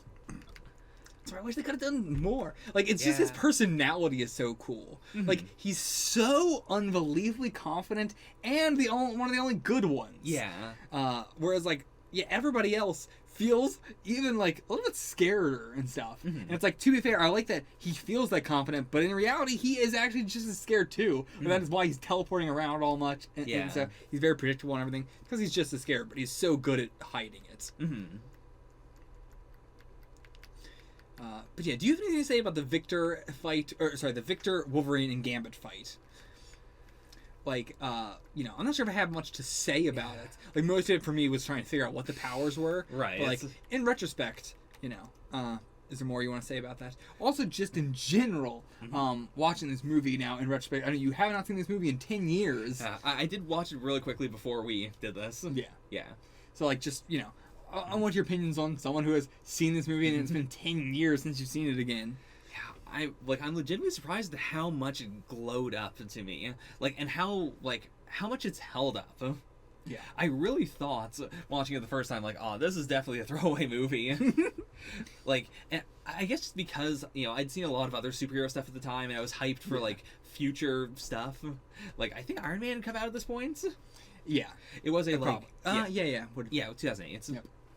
So it was a big, okay, that's cool, but looking back on it, I have also just a much greater appreciation for, effects, both practical and CG.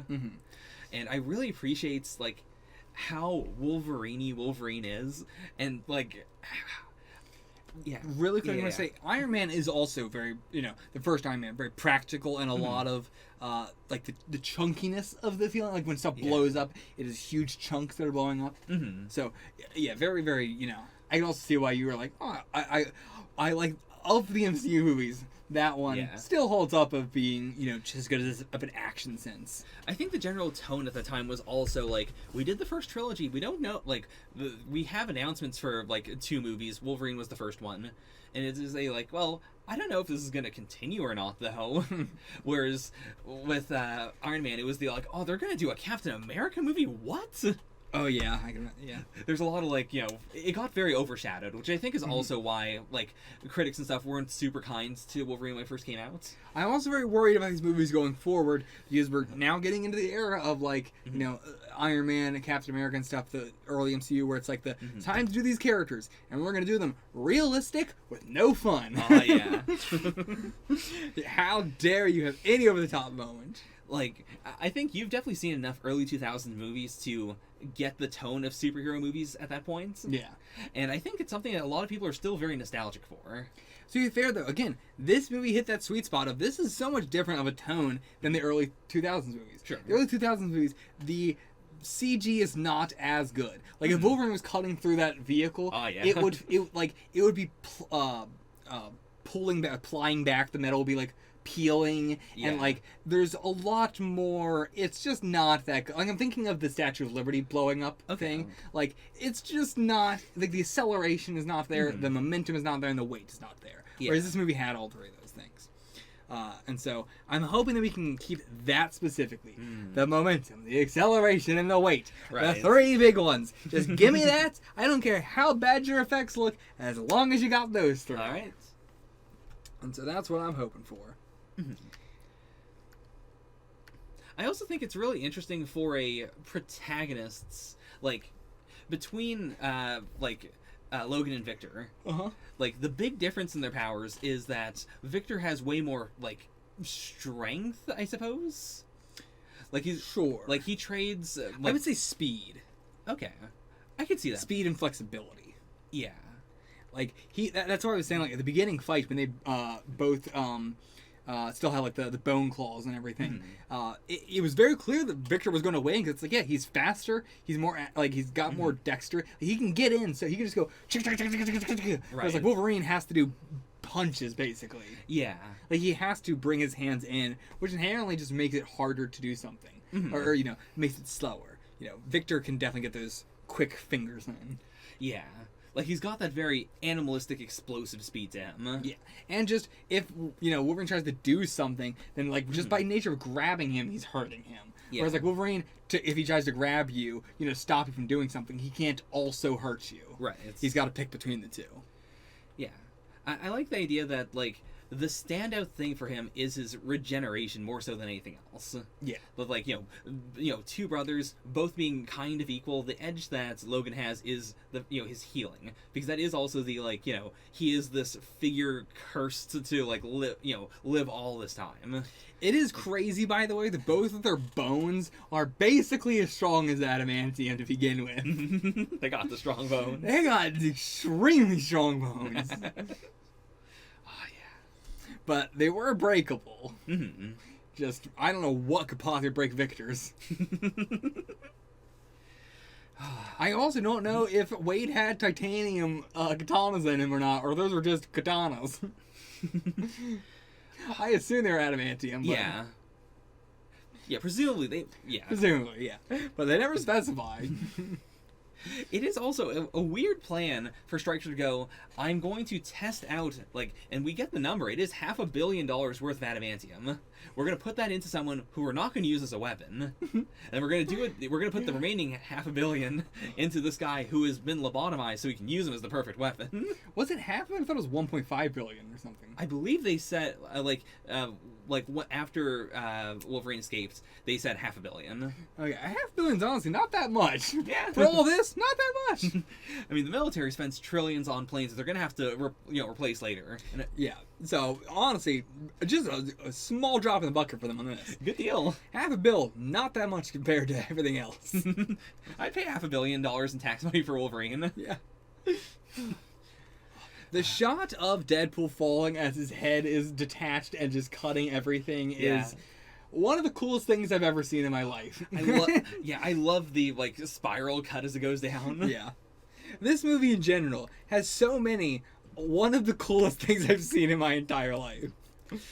Also, they really restrained themselves with the, retrofitting the past. Like, the big thing is, the final fight is on 3 Mile Island. This was the 3 Mile Island incident from American history, in which the 3 Mile Island nuclear reactor had... I don't remember what the exact problem was. It was, like, near a meltdown, but I don't think it actually melted down. Yes, I know about this. Mm-hmm. I knew about this the whole time during the movie. Ah, of course. Yeah, you could see it on my face when they said 3 Mile Island, and I went, yeah. Well, smart. 3 Mile Island, famous. I've heard that before. I have heard that. I've heard the term 3 Mile Island before, and I was just like, I wish you could see my reaction. It was like, I recognize that name, but I don't know what this place is. What was it? So this did happen. Or, yeah. I mean, not this. This exactly how I will go on record as saying this all happened. They just had cameras. They just polished up the footage. So that wasn't a green screen. That did happen. No, all your it was all everything was saying all bullshit. It's all practical. That must be why you couldn't do the Gambit move if you died during that. Will.i.am really wanted to do it, but he did die, and they told him, you did physically die. We can't resurrect you. So, 3 Mile Island, what happened? It was a partial meltdown of the second reactor on, like, a set of nuclear reactors. When did this happen? It happened in 1979. Okay, well, yeah. Yeah.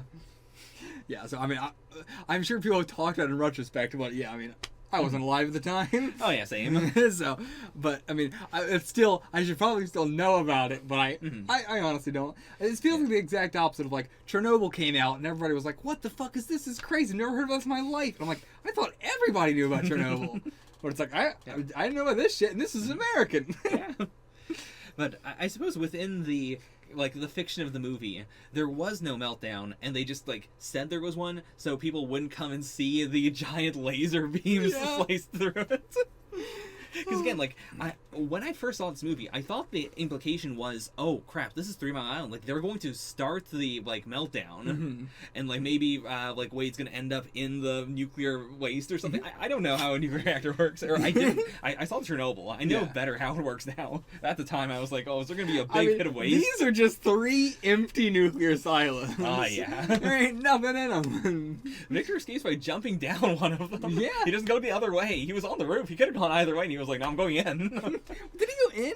I'm pretty sure he went in. Maybe. Yeah, because Logan looks down, and he goes down until he can't see him anymore. Yeah. As opposed to landing on the ground. But yeah, so they were all assumingly not even set up to work. Yeah. Like, they were just empty. I mean, I guess to be fair, if this was the island where Stryker was doing all of this, so maybe from the beginning it was all a ruse. Like they locked off the island by saying we're making nuclear energy here. See, I interpreted this as like a Stryker was doing this all secretly on 3 Mile Island was a normal military compound and everything, and then also Stryker's doing it here because nobody's going to think about it here. Like, the people of the island don't know that he's doing it here yet, is what I thought it was. But yeah, I also am very curious as to how, what happened between the end of this movie and the beginning of X2. Right. How does Stryker get back into all this? Interesting. Yeah, interesting move for this movie to have some things that how do I put this? They touch on characters that show up later on in the original trilogy, but they don't do the extremely neat and this is how Han Solo did everything that about all in the span of 24 hours. Yeah. I'm kind of glad we don't get that level of shit though. Yeah, this is not perfect. I would want a little better, more implications. I honestly I prefer that sort of stuff for villains rather than heroes. Sure. Because when it's heroes, it is always the here's the answer for how Wolverine got a scar on his pinky, and it's nobody cared. Nobody cared. Nobody had a question about this. Yeah, whereas I think villains villains have to inherently come from a place of having enough power to do their big master plan. They usually have resources, and the question is then well, how did they get to the point where they have the resources to do this thing? Yeah. So, do you think that when Wolverine gets his memories back, his first thing will be, oh, right, that was Scott? He didn't know because his eyes were closed the whole time. Absolutely not. There's no reason that he would believe that is Scott. Yeah. Specifically, nothing in this movie ever makes him know that's Scott. Yeah. It's just some random kid. Yeah, when Scott uses his powers, it is away from Wolverine. Yeah. There's no way he would know about that. And then when Wade uses those powers, all he would go is oh, I guess there was a mutant who could do this. Yeah, he's seen, if he gets his memories back, he's going to remember that he's now seen 2 people that can teleport. Yeah. So it's it wouldn't be that weird if there's going to be 2 people with eye powers. Yeah, X-Men is not a series that does the only one person has this one power, even this set of powers. Yeah. I do love the geneticness of Wolverine and Victor having such they both have the animal stuff, they both have the healing, and they both have we can shoot our bones out of our body. Yeah. But just in different ways. Though I don't know if you can it does definitely seem like Victor is it's bones. Yeah. It's not fingernails, they're bones. Yeah. And fingernails aren't bones, right? They are keratin. Yeah. It's the same stuff that a rhino horn is made out of. Right. So, which to be fair, could be what his fingernails were. It could be. The texture looks like the same texture they used for Wolverine's claws. Yeah. Which makes me think bone. Same. But it could just be really strong keratin. Yeah. But, I like the geneticness of it being very similar with that. Mm-hmm. I wish they just did more with the 2 of them as brothers in this movie, because I really like the concept of the final fight as there is this enemy that Wolverine definitely cannot beat on his own, but together they can beat him, and it is it isn't just the oh, we're gonna team up. It feels very, there's a lot of tension in that fight. Yeah. Yeah, you're right. Yeah, I wish we had more of that, because that is also we've said multiple times, it's the best part of the movie. I'm satisfied with it, though. Yeah. I agree with you. We could have got more, and we should have got more, but I am still satisfied with what we got. So, of the people, of the mutants they had and everything, one seems like they might be Quicksilver or something. They go super fast, and they were held down and everything. There's also one that's just like wind or whatever, like just a tornado. I am just a tornado. But yeah, and I wonder where Diamond Skinned Girl is. Like, if she is still in the X-Men school or not, and, you know, how she feels about her sister being dead and all, you know, we don't... I want to get more of that. Yeah. Her sister is still there, so, I mean, it's still somewhere in the world. And, yeah, what does she know? Right.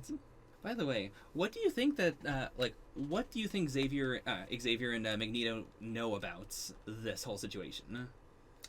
Because we do know for a fact, like, they both knew about Alkali Lake. Yeah. And, like, yeah, we see Charles here save the kids. Yeah, I didn't even think about what that means that Charles was here. Like, you know, all this shit, but, like, I kind of...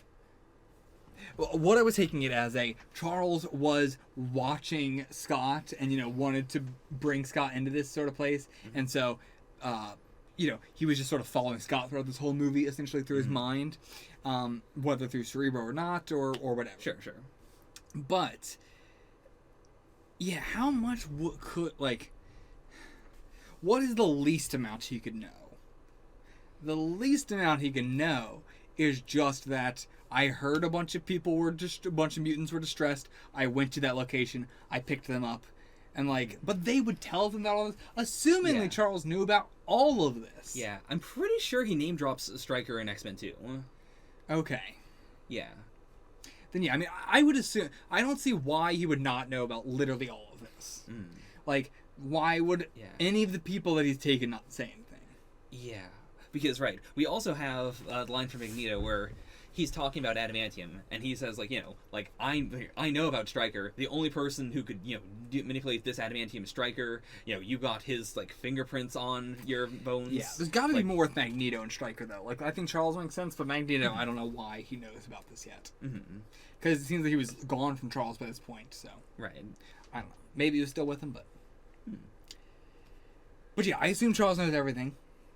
Any other questions you got? Like, I don't know what to say about that. Sure. Yeah, I just wanted to bring it up and see what came out. Yeah. Well, it's been recording for 2 hours, so I'm kind of just like, let's... Got any more questions? No, I think we can stop it here. Like, I'm pretty good. I'm happy that you really like the movie. I love this movie. Really love it. So much cool shit. Cannot stop saying it enough. We'll see you guys for the next one, which is what exactly? X-Men First Class. X-Men First Class. Till then, get the fuck out of here.